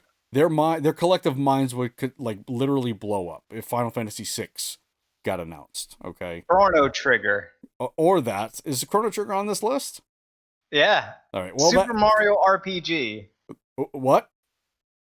Final Fantasy VII. No. What'd you say before that? Super Mario RPG. Hold on to that thought. We'll come back to that later. Okay. We will definitely come back to that later. This guy has his name on a lot of stuff, but most of it is character design. Yeah, and that's the thing. Like, what of his games can he bring over? These aren't his games that he's worked on here. All right, he was the director for Kingdom Hearts. Right, he was the director in Kingdom Hearts. That does not mean he can bring Kingdom Hearts over. That's a Square Enix title. Just because you are the director of a game doesn't mean you can just bring it over. Well, I mean, director, concept design, main character design, storyboard designer. He kind of ran the show in a big way for Kingdom Hearts. I'm trying to see something else. Another Kingdom Hearts game. He was the big driver of that. Final Fantasy Advent Children. He was the director and character designer, but that was a movie, right? That was indeed a movie. Let's see, Kingdom Hearts 2, same thing. So he's mostly just a graphical kind of person. He doesn't really do much else. Let's see, creative producer, that could be something. Creative producer and graphic designer for The World Ends With You, fantastic game. Okay. Crisis Core, Final Fantasy VII. Director and concept design for, that's more Kingdom Hearts. Yeah, it's just a ton of Final Fantasy, but you did skip over Parasite Eve, which would be great if they could bring Parasite Eve over. Oh, I skipped over it because it was just a main character design. That's not a major role. I gotcha. But that was relatively early in his career, so I don't know. Well, it looks like the only time where he kind of takes on like bigger positions is really only Kingdom Hearts. So that is his baby. Yeah. So I don't know. If it isn't Kingdom Hearts, then I don't know what he would bring over. All right, moving on again. Stardew Valley version 1.5 should be coming soon. Story My Nintendo News. The charming Stardew Valley looks set to receive new updates soon on the Nintendo Switch. This game's creator, Concerned Ape, teased an image of the content users can expect from the next version of the game, which is version 1.5. A release date for the update on the Nintendo Switch has yet to be announced, but as soon as we hear anything, we will let you know. And in the image, there is someone fishing. It looks like there are trees in the water. There's a mallard there. Someone's sitting on the sand. I don't know what's going on here, but there's It's an a update. lifeguard. Is it a lifeguard? I don't know. That's what it looks like. Yeah, kind of looks like a lifeguard chair. Maybe there's some swimming. Is there swimming in Stardew Valley? I don't think so. I don't think so either. So yeah, version 1.5 coming. It's probably going to add something new. Yeah. All right, cool. The Witcher 3 for Switch drove a 70% increase in half-year revenue for CD Projekt Red. So this alone increased their revenue 70%. So while there was really nothing else going on for CD Projekt Red other than, the development for Cyberpunk, they saw a 70% increase in half-year revenue due to The Witcher 3 on the Switch. Yeah. So, that's a substantial bump. Oh yeah, considering this game has been purchased many times on multiple consoles, so people, including myself, have it on another system, and this is probably the second time or the second purchase. So there are many other. I mean, yeah, probably there are some. This is their first buy of the game, but there are many people who have double dipped into this. Yeah. And a quote from them is they said the sales were excellent. Excellent sales. Yeah. Yep, the company cited excellent sales of the game on the platform as the key driver of growth during 2020. Now, it is. I don't think Cyberpunk 2077 is at all coming to the Switch, okay? But what I do wish is that if they could, develop a game just for the Nintendo Switch, maybe an exclusive, something like that, or something that the Switch can handle anyway. Because I think they just do a great job with telling a story. And from what I've seen of Cyberpunk 2077, I think they do a really good job of the narrative portion of things, and I want to see that other than The Witcher 3 on the Switch. That's just I me. think they could bring Cyberpunk to the Switch. I Yeah. definitely think they could. It's just a matter of how much they have to pare things down. Yeah, I don't know, man. I don't know that I'd want to see that, Yeah. cuz I mean, I don't want it looking like the Outer Worlds, I don't want it looking that muddy, that bad. Um I don't want that many shortcuts being taken. I mean, they did do some of that with The Witcher. It looks good, don't get me wrong, but it doesn't look like even Xbox or Yeah. PlayStation. I never mind PC.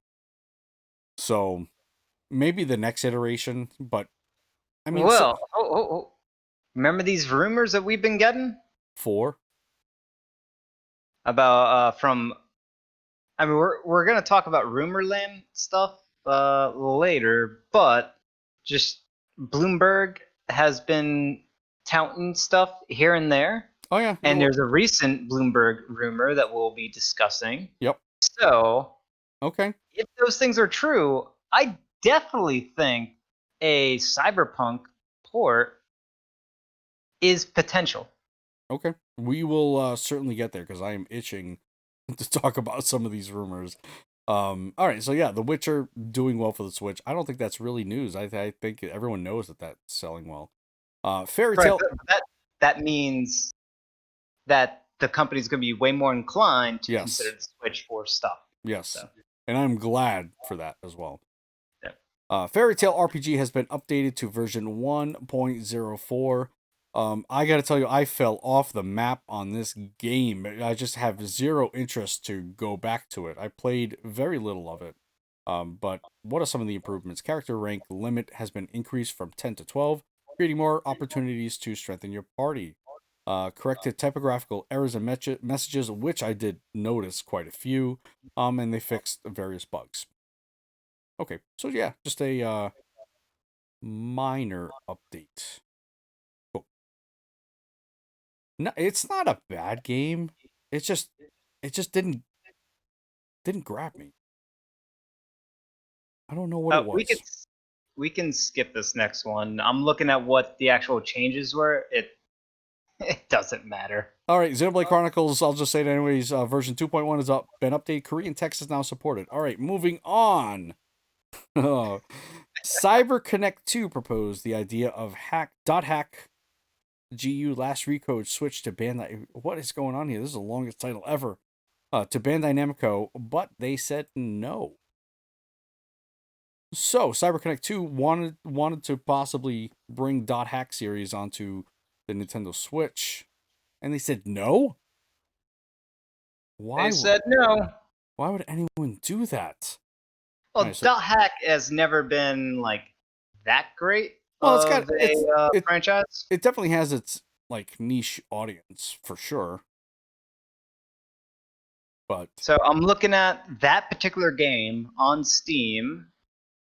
The user scores are in the, let's see here, 80 low, recently low 80s, 87 long term percentile, but the Metacritic is 69. So yeah, maybe they just didn't see a great return on investment there. it's a mediocre thing. I mean, it graphically looks dated. Yeah. Yeah, I would say that. I would say that's true. All right, cool. Yeast Origin coming to the Nintendo Switch October 1st. I thought we knew this already. Or maybe we knew this for a while. We might have talked about it, but we're reiterating it. This is the Yeast game that I definitely played a good amount of, Yeast Origin, with the tower. It's real good, fun, rompy romp. This is going to be probably that PC game ported, and the PC game was the PlayStation Portable game, I think, PSP game ported to the PC. So it's a port of a port. Of a port. Uh, Yeah, so it's coming October 1st. I think also if you go to not Atlas, NAS America's website, you can get the physical version too. Because I was perusing their website and remember seeing this. So if you are a collector, take a look there. If it's priced right, I actually might pick it up. Okay. Yeah, it's October. Yeah, I don't think it'll be on the eShop quite. I want to say that the physical version was $50, if I'm remembering correctly. I'm looking it up. All right, cool. So that was kind of the rundown information. We have our heavy news section here. Nintendo 64 games. Wait, what? This article's headline is wonky. Nintendo 64 games names Perfect Dark, Kirby 64, and more discovered in Super Mario 3D All Stars N64 Switch emulator. Okay, so this dives really deep into what's going on. All right, so the Super Mario 3D All Stars has, some people have gotten it ahead of time, and they've really broken it down. So they've discovered that it's running on an emulator, right? And within that emulator, they've also discovered other things, and this is where we have N64 games, Perfect Dark, Kirby 64, and more. None of which are, I don't believe. Well, Pokemon Snap was one. Mario Golf, Mario Tennis, and I think that was pretty much it, aside from the ones I've named before. So what does that mean? Does that mean these are eventually coming over? I don't know. I have no idea. If you read more into it, it seems like this is the same emulator, perhaps tweaked a bit, for the Wii U. Okay. The same N64 emulator that the Wii U supported, which is fine because that was a fine emulator. Mm-hmm. And there was a decent number of games that could run on those. The fact that it says Perfect Dark Renderer, man. Yeah, so possibly there's some upscaling there, right? Well, Perfect Dark had some unique graphical things that no other N64 game could do. So there was some unique stuff there. When it says renderer, renderers are stuff relating to code, relating to how things are drawn to the screen. It's kind of like a handler of sorts for calls to the GPU. Yep. So the fact that there's one unique for different games is kind of catering towards unique aspects of presenting a scene within a game. For example, Perfect Dark and Pokemon are like first-person presentation of a world. Kirby 64 was a side scroll. Right. So those are some of the reasons why those renderers would be very unique. But then there's a whole bunch of other stuff that can fall in line with unique renderers and stuff like that. So can I also mention, clean up your code, guys? Like, there's no need for this to even be in there. Like, come on. nah, well, you could take these are labels to things in the code. It could be pointers, it could be a whole slew of stuff, but it's a label. And labels are just strings. Mm-hmm. So you can take binary code and just put it through a text editor, and you can see the labeling of certain objects Right. in the code, depending on the nature of the code, what language it was written in, and stuff like that, and how it was encoded and compiled and stuff like that. So this is stuff that they dug up in some way. I mean, it all depends on the nature. It could have been just a flat text file. And at which point it's like, yeah, come on, clean it up. Right. If it was just in a flat text file, yeah, clean it up. If it was run in some sort of binary and, yeah, maybe that's a little different. Or whatever language. But even still, man. Even still. Like, I'm just excited for this. If there is a so clearly the N64 emulator runs on Switch, because we got Mario 64 coming. Yep. And it upscales, clearly, because Mario 64 is upscaled. Yep. So this means that we have the potential to get an N64 games brought to the Switch and up-resed. I'm not excited about that. I am super excited about that. I really could care less about the N64. All right. There's two games that I want. One's already listed here, which is Perfect Dark, and the only other one that I care a lot about is Ogre Battle 64. Yeah, I was waiting for that. So I mean, so 2 games. Well, there's more, but I've played those other games so many times. I mean, F-Zero X, absolutely, but I'm saying, Ogre Battle, because that is the best RPG on the N64. It's like almost the only one. It's one of the very few. Yep. Oh man. Anyway, whatever. So yeah, it's kind of interesting to see that. So I mean, they're up to, as far as emulation is concerned, they're up to at least the N64, as far as we know. I don't think we've seen any GameCube emulators running on a Switch natively, like with Nintendo doing it. What are you talking about? Sunshine. Oh yeah. Hello. Yeah. Right. Huh. So and then well, is that run on an emulator though? We don't know. Okay. Well, I know that we know that the Mario 64 is running on an emulator. I don't know that the other ones are. And by the way, Galaxy is Wii, but the Wii is the same exact architecture as the GameCube, except it's upclocked. Okay. So it's a more powerful version of the GameCube. That's it. Yeah. It's the same architecture. So whatever. So the fact that we have both a GameCube game and a Wii game that is part of that Mario 3D package, it's possible to bring over the GameCube games. And I also read somewhere that this was only in development. These 3 games were in development for 6 months. They made all these. That's incredible. That they it's been fast tracked like that. It's not like they're building it from the ground up at all. No. But I mean, still. Yeah. By the way, going to Ys Origin Switch limited run $30. Oh, okay. But it's sold out. Well, why are you telling us? I I thought said I'd get back to it. I thought I saw it on NAS America too, but maybe not. I'll have to check that separately.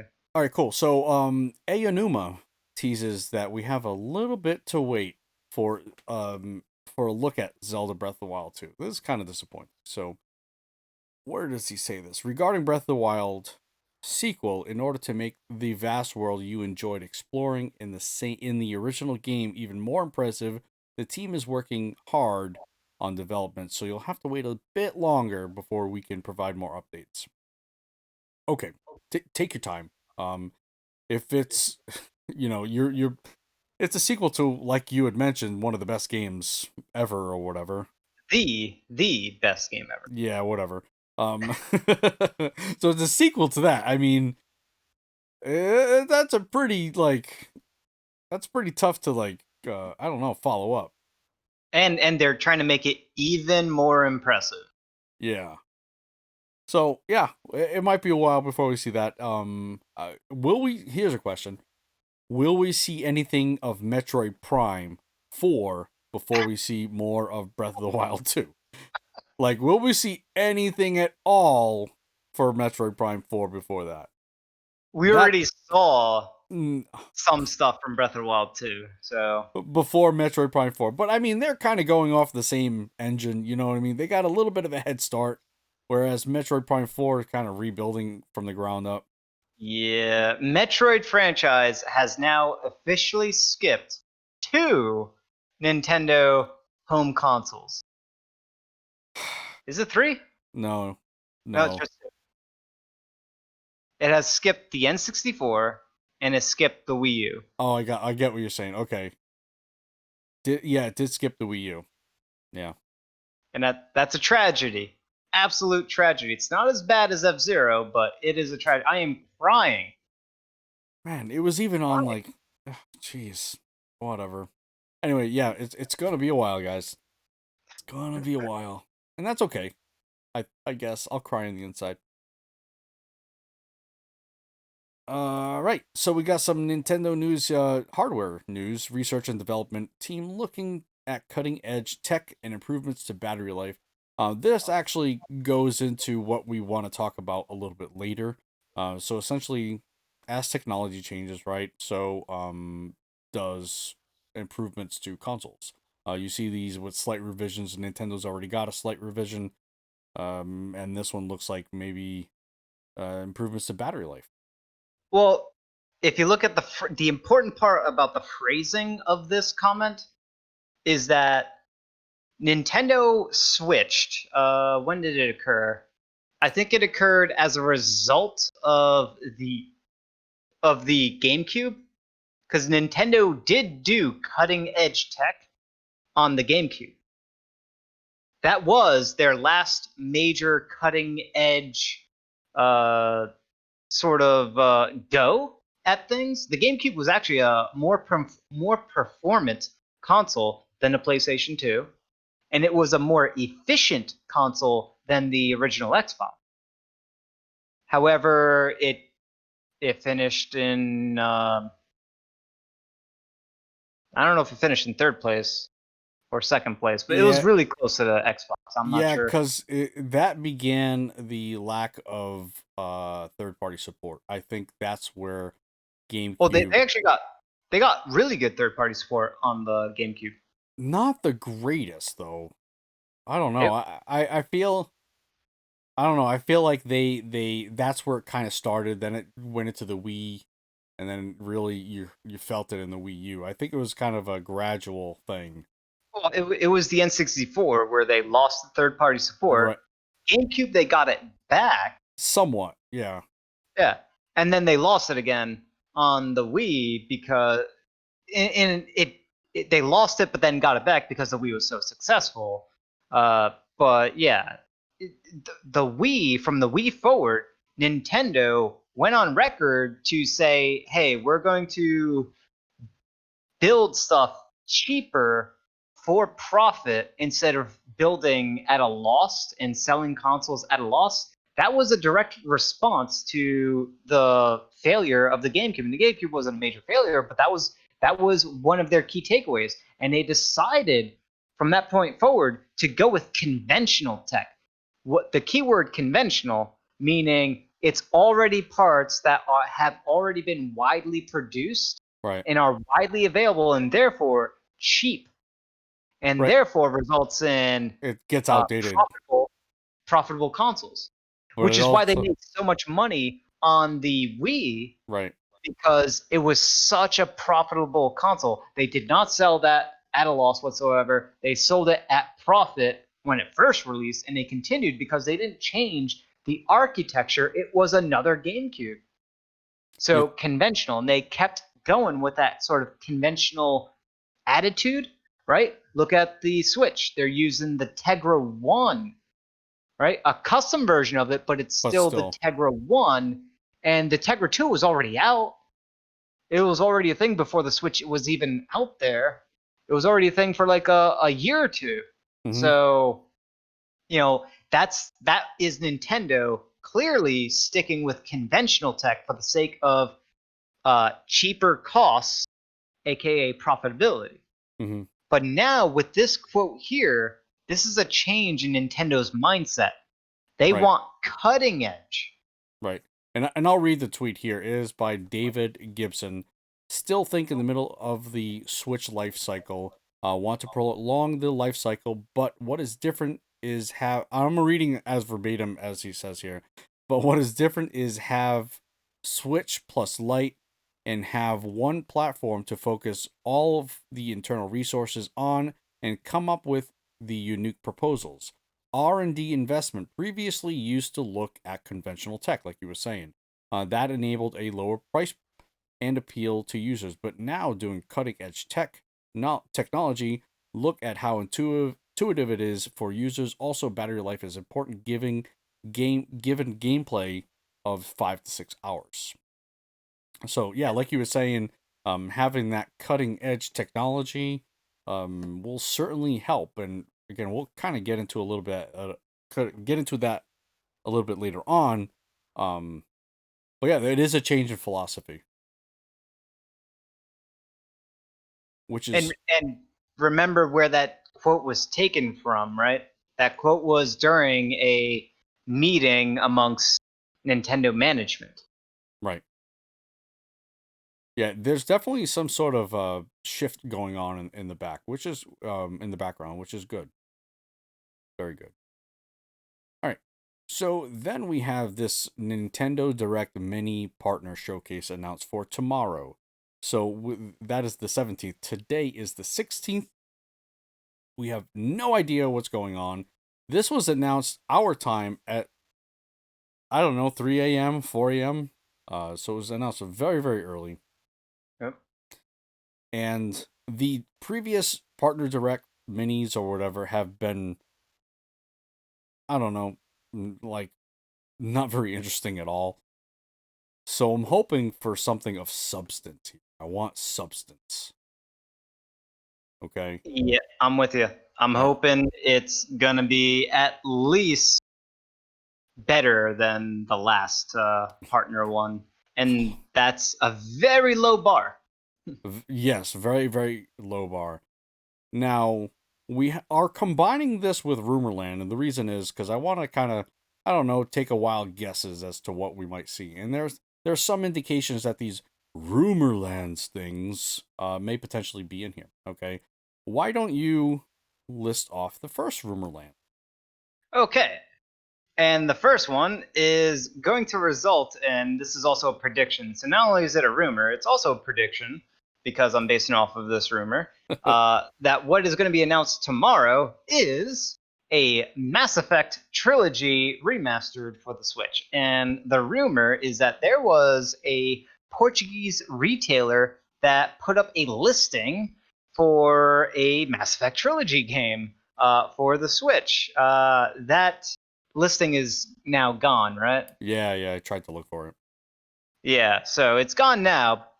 So, then maybe it's very much legitimate. Who knows? All we have to do is wait 11 hours and we'll find out. Right. So we will certainly see. And that listing also had a release date of October 2020. So definitely this year. So yeah. Who knows? It may also and the release. listing, by the way, was 50 euros. Oh, so that would be less for us, right? It it would probably equate to 50 US dollars. But if I had to guess, because it's EA, I can easily see them bumping it up to 10. All right. Well, either way, it's not. This isn't something that I would jump in because I've played all of them, and I don't see. I don't know the replayability. While I definitely enjoyed Mass Effect 1, 2, and 3, I don't see myself having to replay them. But Right. It's exciting for all the people that never got around to it. This is arguably the best RPG trilogy ever made. we did discuss that, and We I agree. did. I agree. Best one ever. And by the way, the not only was it listed, the launch is October. Yeah, I said that. Oh, sorry. Yeah, October of this year. So Yes, you did. Yes, you did. that's okay. That's okay. We all make mistakes. Okay. We got more rumors. We do. We do. All right. So this one's kind of I can't verify the integrity of this rumor, but I will say it nonetheless. All right. So Jeff Grubb on Twitter, he does a lot of YouTube videos and whatnot. He's got a decent following on Twitter. Out of the blue, no reason, he just tweeted Super Mario RPG. And then we have a user underneath him, or kind of replied. Her name is Sharon, at Sherito742. I don't know where she got this information. It doesn't matter. I'm treating this as a solid information. I received information about this game and how supposedly Square Enix is working on a sequel for the Switch. So this is of Super Mario RPG. The info said that this was releasing on Switch Online by the time they are ready to announce the sequel project. So is Super Mario RPG not on Switch Online? Nope. It's Okay, not. I'm confusing it because I have the the mini console there, and Yep. it's on there. So maybe if they announce that and then a sequel to that, I think people would love that. Absolutely. You kidding me? Bring it. Now, That is like the second best Mario RPG of all time. now also again, could this be announced tomorrow? It could. It is a partner. Square Enix is a partner, right? Why not? Why not? So Super Mario Hype train. Hype 11 train. hours away. Choo choo. We need something because otherwise it's probably going to be nothing. um, and then another one I threw on there. I don't know if you saw this. Ubisoft director says he would bring Assassin's Creed Odyssey to the Nintendo Switch if he knew how to program. Well, Ubisoft director, you could potentially know people who know how to program, right? Tell them, ask them to do it for you. All right, so Direct them. yes. Direct them to do it. So this comes from My Nintendo News. This was way back in August, okay? August 12th. So the folks at Game Informer recently had an opportunity to chat with Ubisoft game director Scott Phillips about Assassin's Creed Odyssey. One of the questions that came up in the conversation was a potential Nintendo Switch version of the upcoming game, which arrives later this year. I think it's already out, right? It has, yeah, it definitely has. It's already out. This was August 12th of 2018. I am going way back here. Oh, wow. Yeah, I did not realize that this was that old. So, Game Informer, could this come to Switch? Scott Phillips is the director. I don't know how to program, so otherwise I would do it myself. All right, Scott Phillips, let's go. Get to it. Anyway, yeah, I'm sorry. I didn't realize that article was that old. Anyway, But it's relevant because we have a direct coming tomorrow. Partners in Ubisoft. Partners with Nintendo. Real good. Yeah. They did Mario. Did they do Mario plus Rabbids? Was that Ubisoft? I believe it was. It was. Okay. And then this has nothing to do with the partner showcase, but Bloomberg. This is kind of what we've been leading up to and kind of talking about and saying there have been a lot of rumors about a Switch revision or Switch 2.0. Okay. And Yep. An upgraded, a new Switch, right? Right. So Nintendo telling developers to make their games 4K ready. So this is coming out of Bloomberg. So this is is this a Nintendo spokesman maybe? So the introduction of a more affordable Switch Lite variant in late 2019 helped broaden the machine's potential audience, and Nintendo is making preparations for an upgraded Switch model and a beefed up games lineup for 2021. Bloomberg News has reported. Several outside game developers speaking anonymously as the issue is private said that Nintendo has asked them to make games 4K ready, suggesting a resolution upgrade is on its way. So that again was on Bloomberg. I'm reading, but I'm reading from My Nintendo News. So you had mentioned Cyberpunk 2077, right? Yep. And this is why I said it could be possible. It could be, and I really hope it coincides with the release. You know, something really close to that, and I would really love to see it. I would love to see 4K support. I think that's really one of the things that's kind of hindering the Nintendo Switch at this point is the power.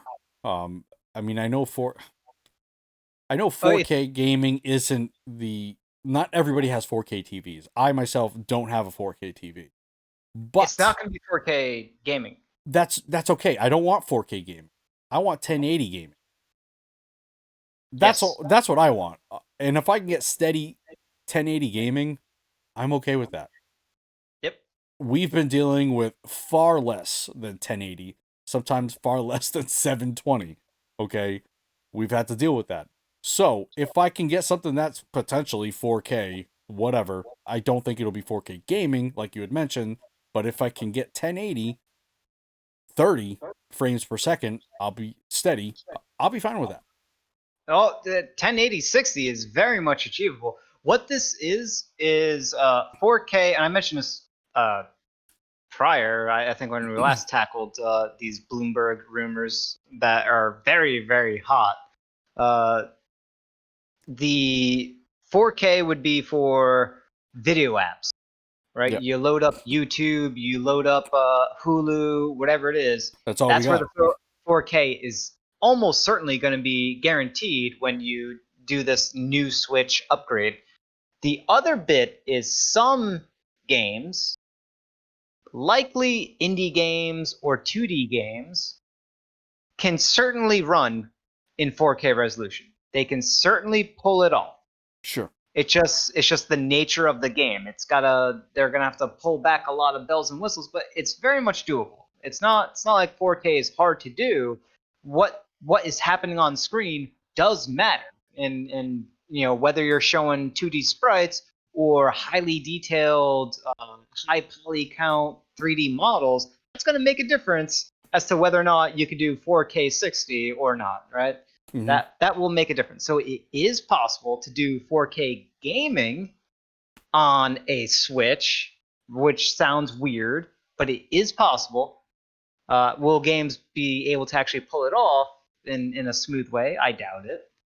But it is possible. What's actual likely is a solid 1080 60, I think, is very much possible for the Switch. Once again, even though you say solid 1080 60, developers are always going to push the limits, and they're always going to find ways like, oh, that's not enough stuff on screen. Let's throw more stuff on screen.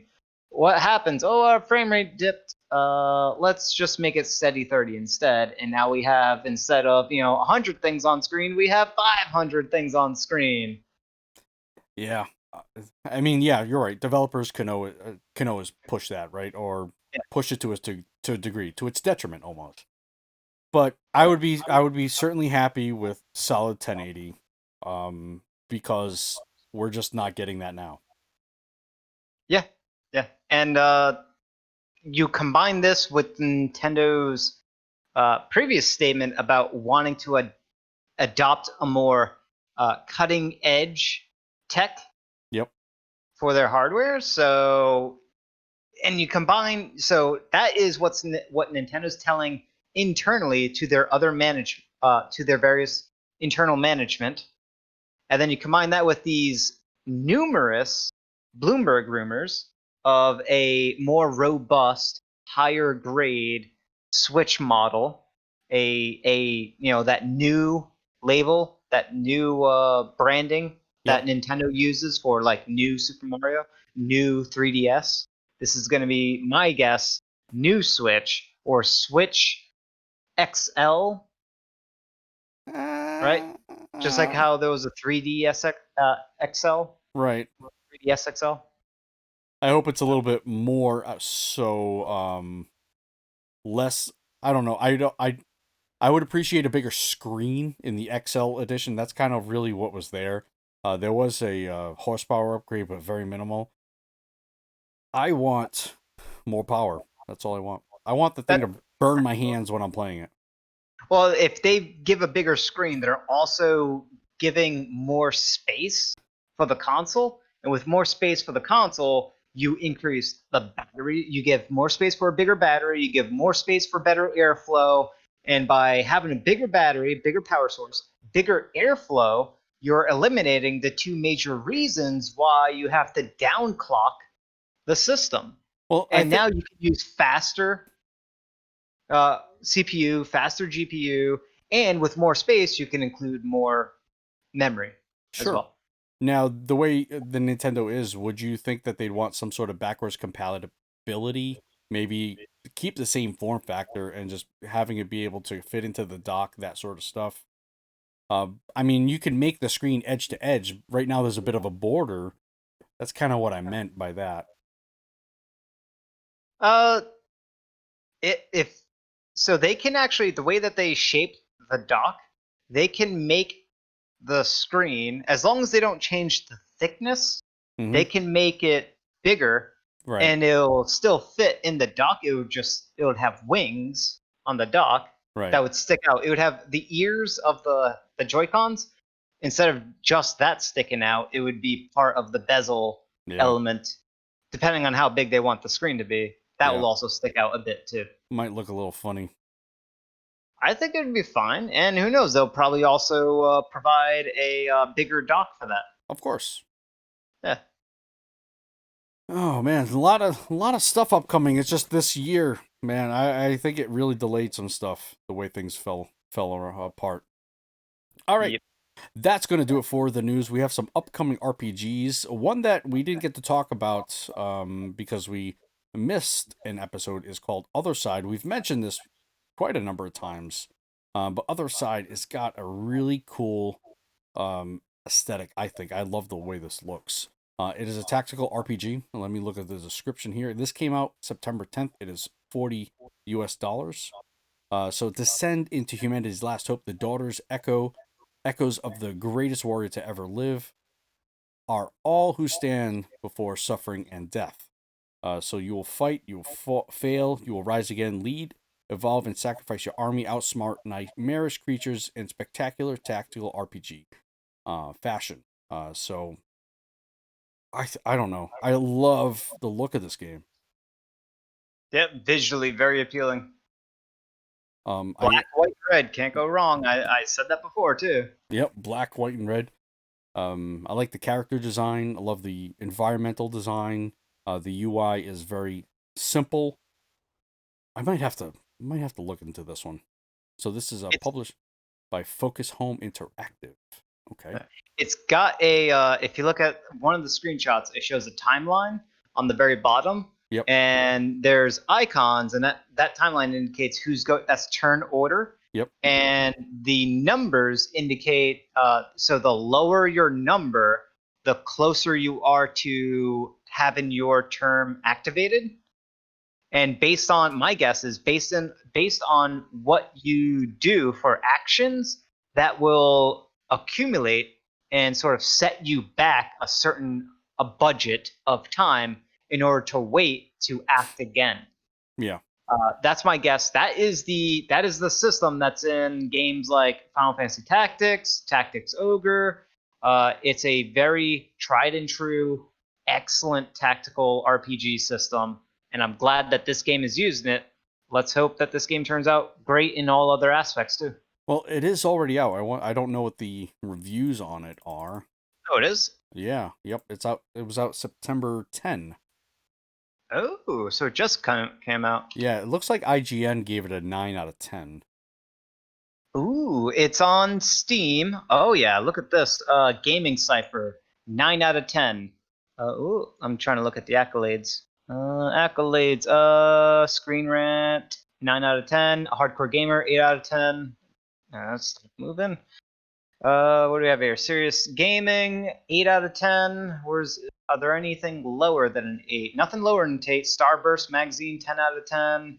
Indie Game Website, 9 out of 10. Gaming Trend, 9 out of 10. Push Square, 8 out of 10. These are excellent scores. Review score, or user scores on Steam is 80, low 80s. So we're talking 81 and 80% Okay. on users, and on Metacritic, 78, which is actually pretty good. It's actually real good. That's definitely a really good score. So now it's probably scoring low for certain reasons. My guess is probably it might be content like a quick game. If I had to quickly guess. Okay. Right now it's actually on sale at $31.99 US dollars. So it might be kind of like a pre 20% off type deal. All right, That cool. is cheaper than on Steam. On Steam it's 35. Wow, there you go. There you go. All right, cool. September 17th, we have Vampires Fall Origins. This looks like a what is this? Anyway, I will get into that in a second. Vampires Fall Origins is a 2D open world RPG with tactical combat. Create your character, choose your bloodlines, and venture out into the world. So features are open world, fully customizable characters, tactical combat, immersive stories, dialogue choices, skills and abilities to shape your character. Choose your bloodline, which is Nosferatu, Renjene, Magistrov, and Equities. I'm guessing those are maybe famous vampires. I don't know. I know Nosferatu is one. And then over 250 graphically unique weapons and armor. Okay. I'm trying to look at the combat, and I'm not really seeing anything like that screams tactical RPG. To be honest with you. So you move around the world, isometric. It's in real time. The combat is sort of like a side scroll. I guess you enter into like a traditional turn-based side scroll type of combat. Yeah, I'm with you. What? I don't see the yeah. I'm gonna have to look up some video because I'm only looking at. It's on Steam. Yep.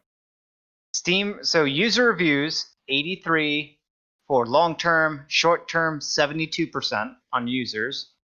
And there's nothing on Metacritic, or at least it's not showing up on Metacritic. Okay. I mean, it doesn't sound like it's terrible. It is. I did notice that it's on mobile. So it's on Apple and Android. Again, I just need to see some of this battle. Oh, it does go side scroll, huh? Or side profile view for that. Yeah. That is different. I don't know if I like it too much, but okay. It's How does that make kind it? of looks like Diablo, but it doesn't look like it. It doesn't play like Diablo. No, certainly not. Now, how does that make it tactical though? I have no clue. I think they stuck in the tactical word in there because it just looks like a turn-based combat system. Yeah, it does. Okay. Well, how much was that one? Did I say that? That one doesn't have a price on it. On Steam, it is $13 on Steam. And then how about Nintendo? I have no clue. All right. It'd be right around that, probably like 15 or 10, somewhere right around that. All right, come on, show me the number. $12.99. There you go, $13. $12.99 US dollars. All right, next we have how do you say this? Neve. It's spelled Nevaeh. Nevane. I don't know. I don't know how to say this. Anyway, girl's journey to bring back the light. Darkness looms over a bright and peaceful town as streetlights begin to go out one by one. To bring back the light, a girl heads out to the tower which the light came. Hidden in the tower was a glowing butterfly. Thinking its light could light up the town, the girl takes the butterfly with her. But what she found was the town entirely covered in darkness. The girl heads to the tower once again to find a way to save the town. And that's pretty much it. It looks like a side-scrolling platformer, but in a very unique fashion. It is done in I want to say mostly black and white. Yeah, mostly. And the main character is flat, almost like Paper Mario. Yep. And I'm looking at screenshots. It's always tough to tell in these screenshots. I gotta make sure I look up some of these videos. This is not an RPG. It's not an RPG. Well, on Steam, it says Adventure, Indie, Action, 2D Platformer, Puzzle. Okay, well, it looks like they added the term RPG for Nintendo.